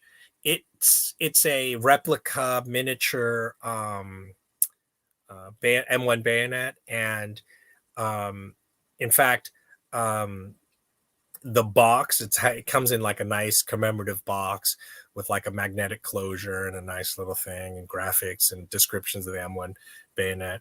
And the box is probably more expensive than what it cost to make this knife, but this to me was my original smile knife in terms of like when it really solidified as this is a knife this is the most purely smile knife because it has nearly no function. I mean, it's at most a letter opener, but it's not really even a letter opener because letter openers shouldn't have an actual grind on it. It shouldn't really have an actual edge. So it's not really even a letter opener, and it's just barely a knife.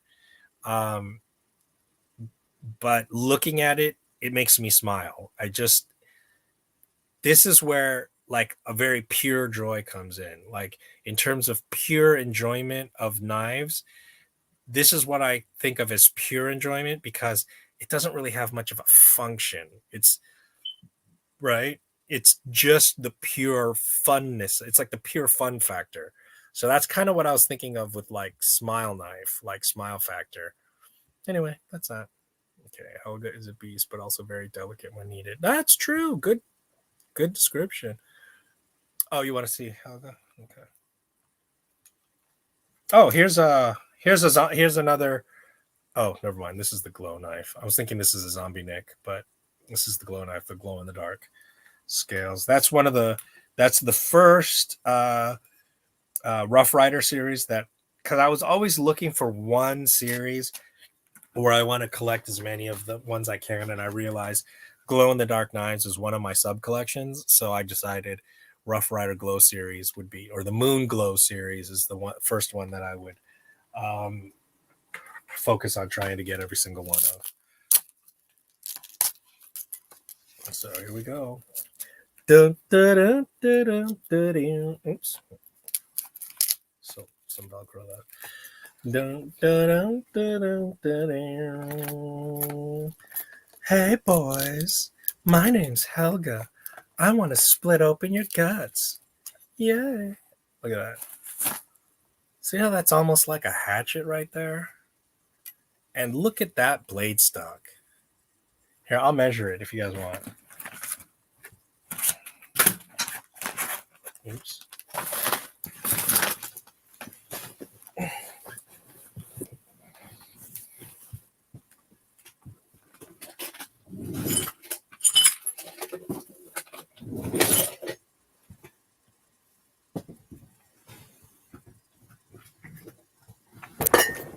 Oh, wow. Sorry about that.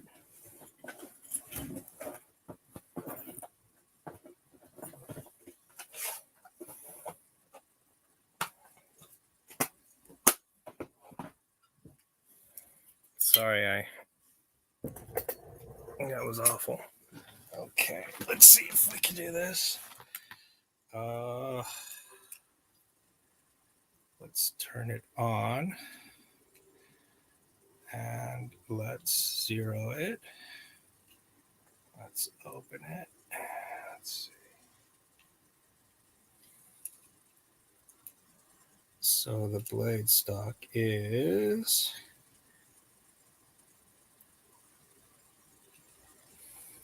yep, it's a 1/4 inch. Just over a 1/4 inch. I thought it was going to be more, to be honest. I mean, that is just a beast. Okay, and in millimeters, it's 600 or 6 centimeters. No, why the fuck would it say 6? Oh, 6 millimeters? No, the fuck. Okay, I'm confused. It says 6.47 millimeters. How the fuck could it only be 6 millimeters? Oh, is that right? I guess it is. Oh, yeah, it is. It's 6 millimeters. Okay, that makes sense. So it's just over 6 millimeters. All right. Okay. Oh, I can check the grind. Let's see. Let's go to 0. Oops, no, don't zero it. Sorry. Let me re-zero it. And, well, there's a lot of different grinds here. Let's check the recurve part. I can't see. I need new glasses. Oh, gosh, that's a convex edge. It's not so easy to... Nah, I don't think I'm going to be able to get a grip on the... And I can't see that well.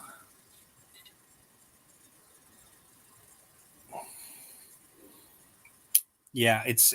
I'm sorry. I don't have the good enough vision to check the thickness behind the edge, and I'm not in the right angle and position. And it's a recurve plus it's convex, so it's thick as fuck. How about that? Okay, so you guys can stare at that, and of course, as you know, it's the micarta handles. It's the Rocky Mountain Tread, I think they call it. This Morse code, the ... dash. Of course, it's got your bow drill. It's got these lashing holes. So again, I mean, it's got so much. The lashing holes means, of course, you can make it a spear. You've got this for feather sticking, chopping. It's definitely robust enough to frankly pry with it, and everyone's like, never pry with your knife. And I'm sorry, I just disagree. You've got to pry with your knife a lot. There are so many times where even if you had a pry bar, it's not thin enough. And yeah, you might break it. Oh, fucking well. Make sure you have more than one knife. I know that you can break your knife, but that's what the job requires. I mean, people who say, don't pry with your knife. Yeah, don't pry with your knife if you have a different alternative. But otherwise, who the fuck? Name me all of these self-righteous guys that say don't pry with your knife. Ask him. Well, have you? Well, yeah, of course I'm primed with my knife. Well, so what the fuck are you talking about? My usual outdoor camping knife is usually a K-Bar BK9. You mean the Becker Companion, the BK9? Silky saw, great. Fisker's X7. Oh, you have the X7 hatchet? Okay. I have the Gerber equivalent, I think. Anyway, Leatherman Surge, Mora Companion HD, meaning the carbon, carbon Mora Companion HD. What is the HD? HD. And new is the Rake Jaeger for fixed blades. I'm gonna have to check that out. I haven't really looked at that. Very cool. I'll have to look up. That sounds really cool because I don't think I have any rakes yet at all. I don't think. I wanted to get the Rake Hummingbird because it's that adorable, cute little pink knife, but it was just, it's like $130 or some shit for a tiny knife, and I was like, no, thank you. It was the Jaeger. Jaeger means hunter. I'm sure you know that. Jaeger. Cool. Is it the F118 4.5? Oh, Scandi. It's got a high flat grind, looks like. It's got a lashing hole, one lashing hole. Not sure what you're supposed to do with one lashing hole. Tell me if you know. I want to know, is that a 3D contoured sculpted G10? Because I don't think it's micarta.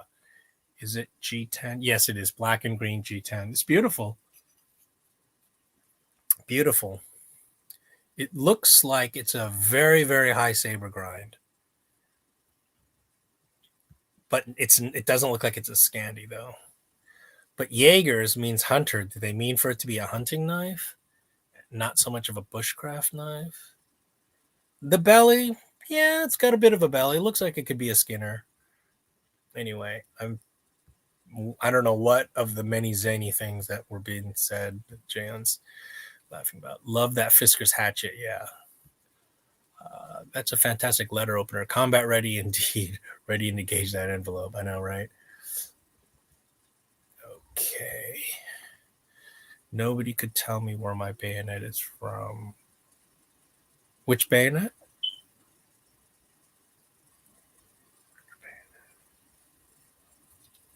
Not the MK2, the dive knife that you're talking about. Anyway, so Jan, I'm going to put this away now. Oh yeah, and then again, it's got the glass breaker / pry bar here, and lanyard hole, glass breaker. So again, this has so much going for it.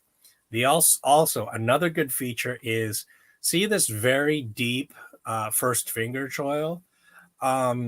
That serves a couple different purposes. One, it's great for indexing, so that whether it's in the dark, whether you're nervous, whether you're cold, whether you're delirious, this gives you some great indexing, which is why they do that.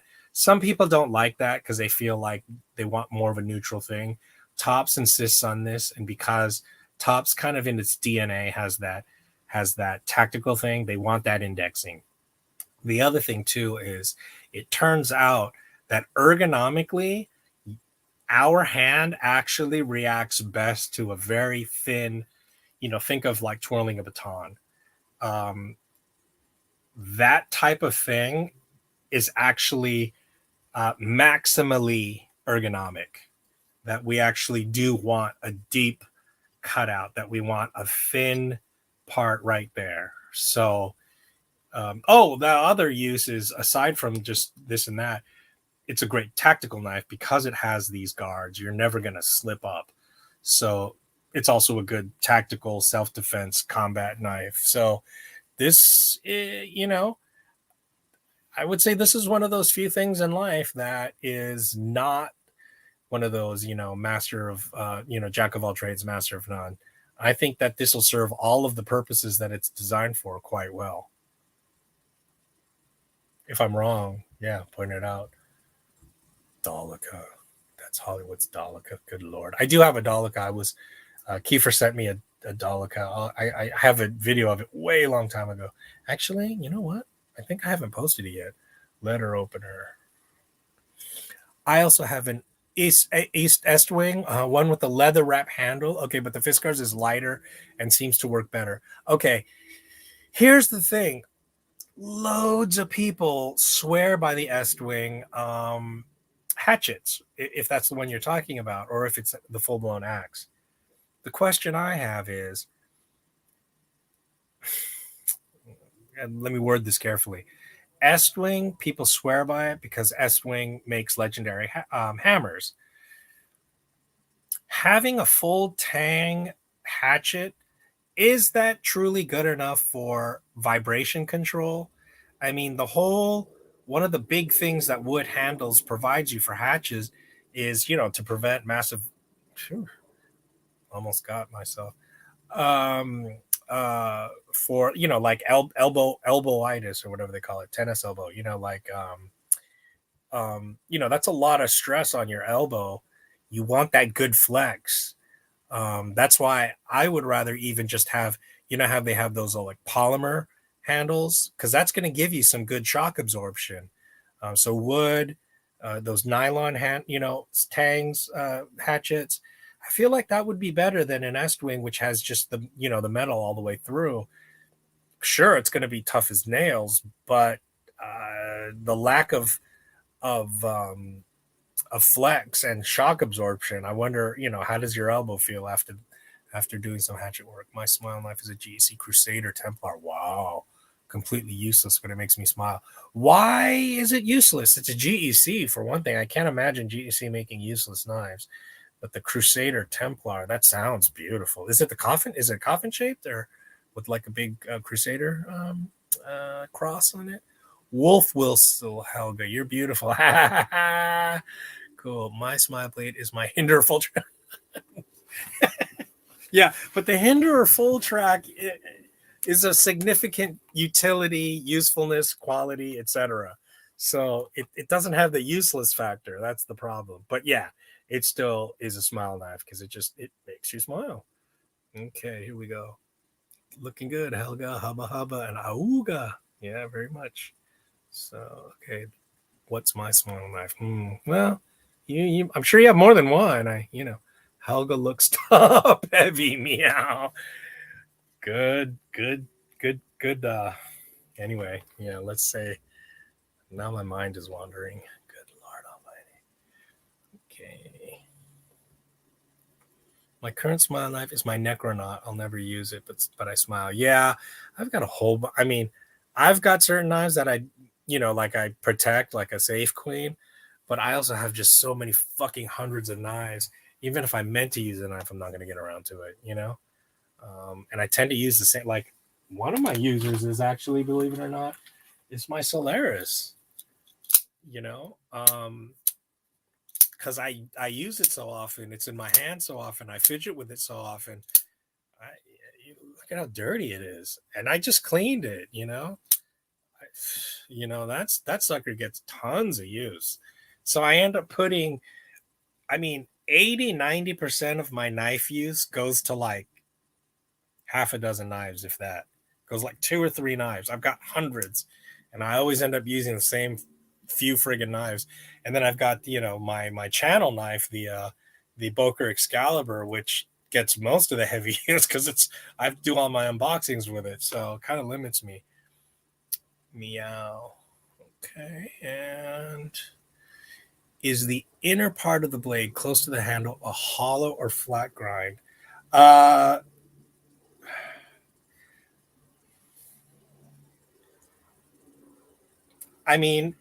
first it seemed like this part would be hollow and then convex.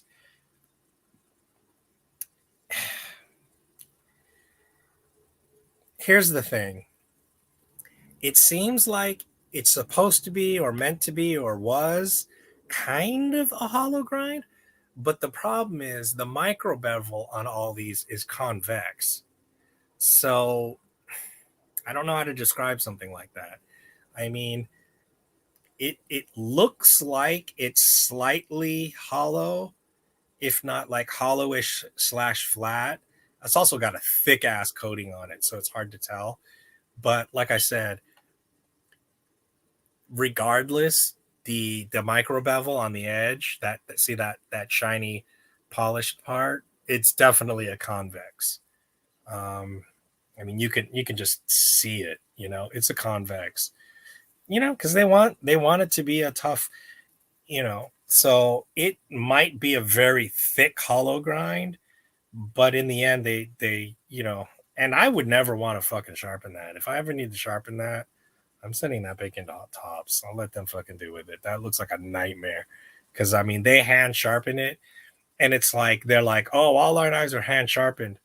Yeah, in this case, you don't have a fucking choice. How you're gonna have to hand grind that? You're gonna have to use like fucking whetstones or whatever the fuck you use. I mean, Jesus, how would you fucking? So this is hand, and as you know, with the motion of a hand sharpening, it naturally makes a convex. It's TBE is TAF. Not sure what that means. Okay, let's see what this is. With a convex edge, forget about behind the edge thickness. Really, it's not a good measurement. It's 0 gram from thick to point. So it's simply, it is what it is. Thanks for explaining that. Yeah, I wasn't sure exactly until I started trying to measure it, and I was realizing I'm looking at a fucking convex, and I'm just like, it's just, and as you know, with Tops, it's like a thick convex. I mean, it's like trying to measure a fucking katana. Okay. That thing looks like the old Greek Sparta kopis swords. The kopis has that weird little handguard, and then, yeah, it's got, yeah. Although this, I think, is more based on the Tom Tracker version of the kopis, if you will. And I don't know that Tom Brown Tracker was meant to be inspired by the Spartan thing. She's just got so much software. I know, right? Yeah, like TBE on a Scandi is how far up you measuring. Okay, I'm not sure exactly what that means. Sorry, I'm not sure what TBE means. That's what it reminded me of, Matt. Yeah, like, oh, thin behind the edge. Oh, okay. Sorry. So, oh, I see. Thin behind the edge is thin as fuck or thick as fuck. Okay, thick behind the edge or thick as fuck. Okay, yeah. Sorry, I didn't get the acronym at first. Or acronym? Is that an acronym?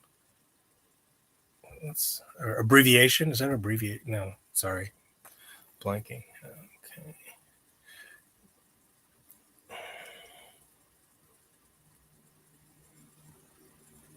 Oh, hey, Paulo. Yeah. I was telling them at the beginning of this broadcast, man, I cannot find your envelope. I've been looking every single day now for the past week. I put it in a safe place, so I cannot find that and the other box I want to unbox, which means I probably put both of them together in that safe place.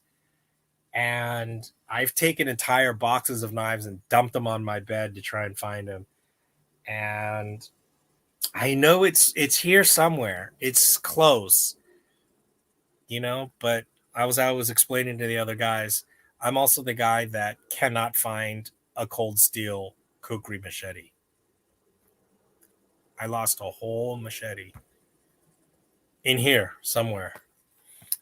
It also got holes past the handle into the blade to put a strap over your hand to secure the blade to your hand even better. Are you talking about this? You're talking about with the lanyard to like, yeah. Okay, you're right. Okay, so you're right for the Jaeger. Let's see. You could loop it. Well, it has a lanyard on the back as well, which you can hook and secure it into your hand. So I think that's what you're referring to. So let's see. I forgot about that function as well. So that for the rake Jaeger, I can imagine that would be very functional. And try and catch up here.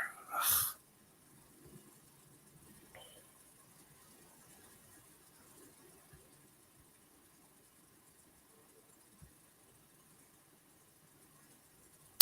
Oh yeah, that was so awesome how you won that stinger. I was so glad for that. You had literally just mentioned like, oh, they don't even have those in my country anymore, and then bam, you win it.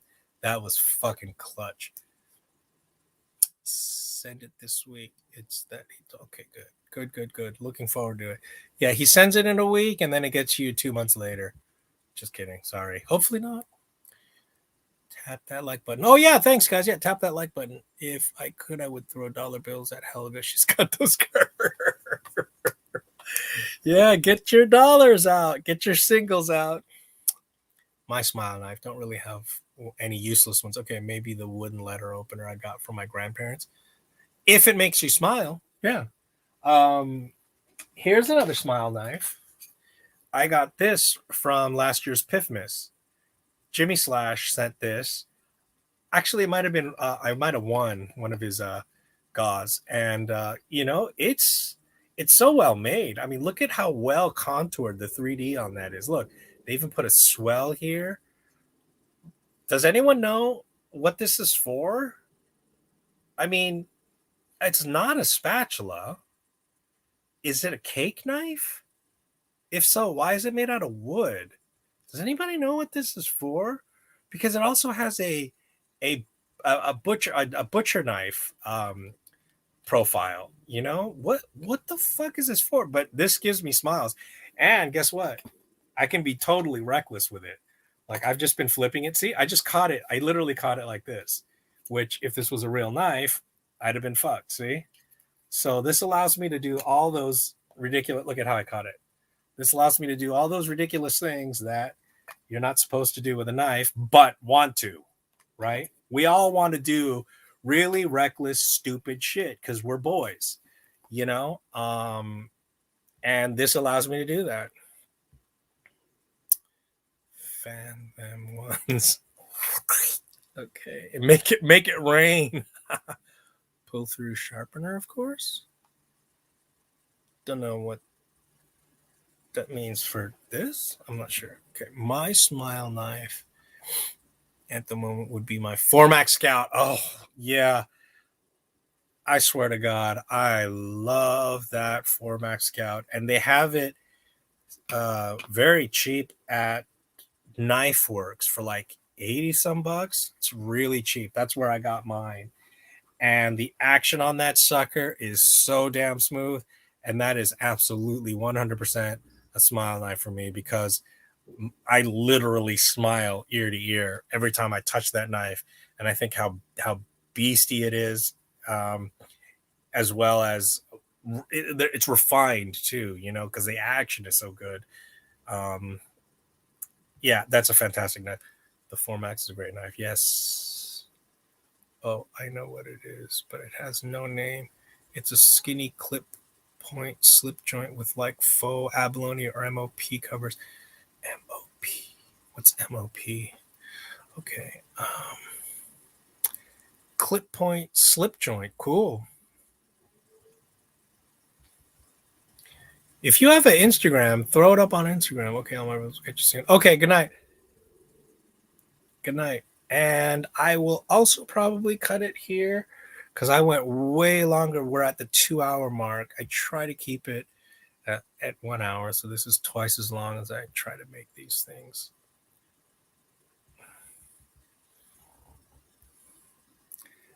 Take care. Okay. Don't worry. I need to order some ones. I'll send you some when I receive them. It's an acronym, yes, sir. Yeah, you don't have to send me more because I will find them eventually. So I just need to do an unboxing on them. It's got a giraffe on it. Those should make anybody smile. Giraffes are so awesome. And you know, as a kid, I used to wonder like, how the fuck do giraffes survive in the wild? You know, they look so weak and vulnerable. And then sure enough, I saw this documentary.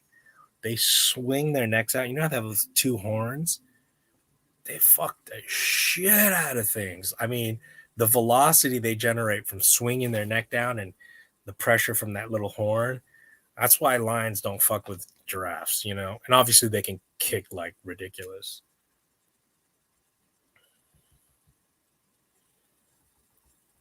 Yes. Okay, so DLT did an exclusive Formax Scout. Yes. Trying to think. It was a green. Yeah, it was like, I think, a green colorway. I don't think they changed the materials much. I'm trying to think. Yeah. Well, no, wait, was it DLT? Yeah, I think it was. Yeah, I think it was DLT that did the exclusive. No way, man. If people are having fun, then keep it going. Don't limit yourself to an hour. Well, in this case, I definitely didn't. I mean, you guys were blasting these chats. Yep, they did. I think it was a black coated blade and green Grivex handle. That's it. That sounds like the one. I believe that. I think that's right. TLT had the green handle black blade version. Correct. Okay. Yeah, it was a cool looking colorway. Not enough to make me want to pay a premium because I don't remember it having any particularly upgraded materials, and I'm a non knife steel snob in that um um because I have so many knives and because I have enough hard use knives that if I ever need something to have, something really, whatever high end, I do have enough of those that I'd rather get something more affordable and decent rather than pay a little bit extra or a lot extra for a premium steel that, again, I just don't need. I have way too many knives. If I never ever even sharpen or strop a knife, I'll still never run out of knives. I'll always have a brand new knife that has yet to cut a piece of thread even. So I'd rather save a little bit more and get yet another knife and have like a decent medium grade steel instead of, getting that choice premium steel. And the problem is with a premium steel, if they don't do a good heat treat, you basically have like a D10 or a D2 VG10 Scandi. You basically have a mid-grade steel. If they don't harden it enough, you paid premium for a blade steel that's going to perform like a mid-grade, which is why I'm a huge proponent of Sandvik, because Sandvik was specifically designed for production, for mass production, and it was specifically designed to be very lenient with its tolerance as to its heat treat so that you basically don't end up with a bad heat treat unless you obviously fuck it up really bad. Versus, for example, something like M390 is notorious for being finicky and it's really not made for mass production. So you don't really know. You could buy, pay a lot extra for an M390. Most of them don't test that well in terms of its Rockwell. Frankly, there has not been a great record of people doing a fantastic job with their premium steels.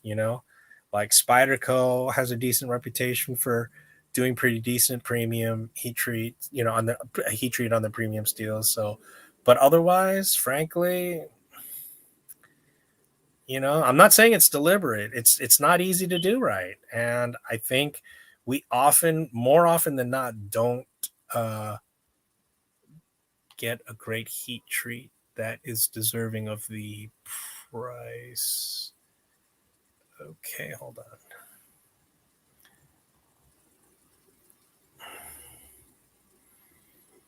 Okay, folks, how to curl behind my lips. Always have. Thanks for joining us. I'm a fan of OD Green, so I skipped it. I think I do like OD Green. And well, 4 a.m. Yourself a great night. Good night. And let me get through these, and we'll. OD Green, micarta only occasionally looks good. OD Green. Yeah, I agree. I do definitely like OD Green micarta, but because I like any micarta. I've yet to meet a micarta I don't like. We'll talk about spiky wood soon somehow. You too. Oh my gosh. Oh yeah. So I don't remember. Are you on Instagram? Can you message me there? Otherwise, I could just see you on the next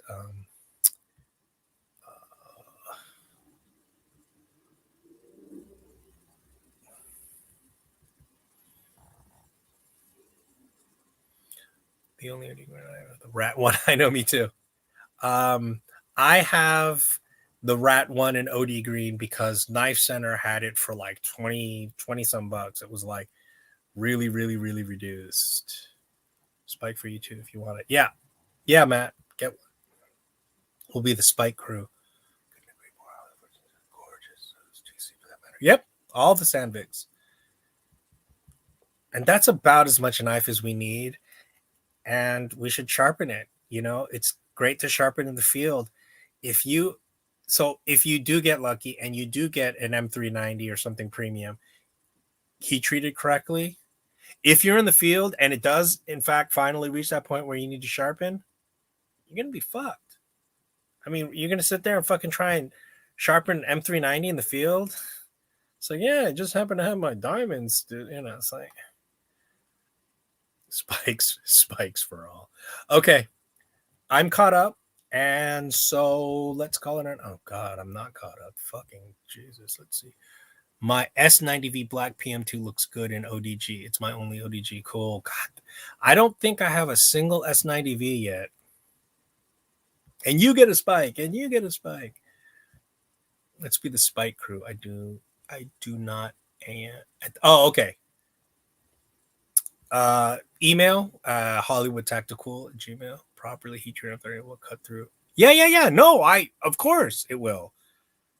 But then, like I said, then what? Once you do use it and the edge finally does go, what are you going to do then? If you're in the field, that is.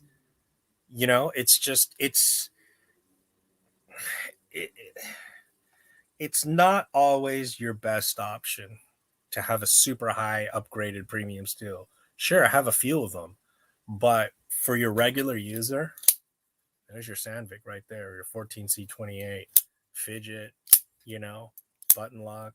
This is going to do most of what you need right here. You don't need much more knife than this most of the time. You usually are not going to need a lot more knife than this. Right?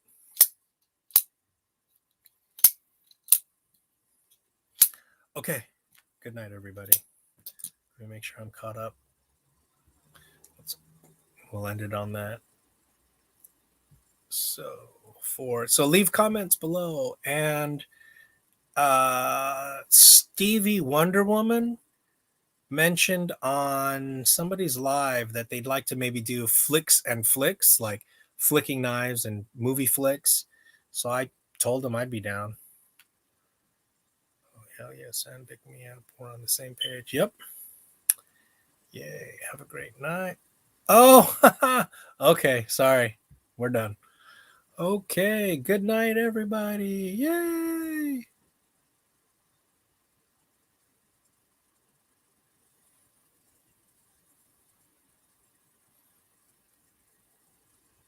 Thanks for joining in. Leave a comment.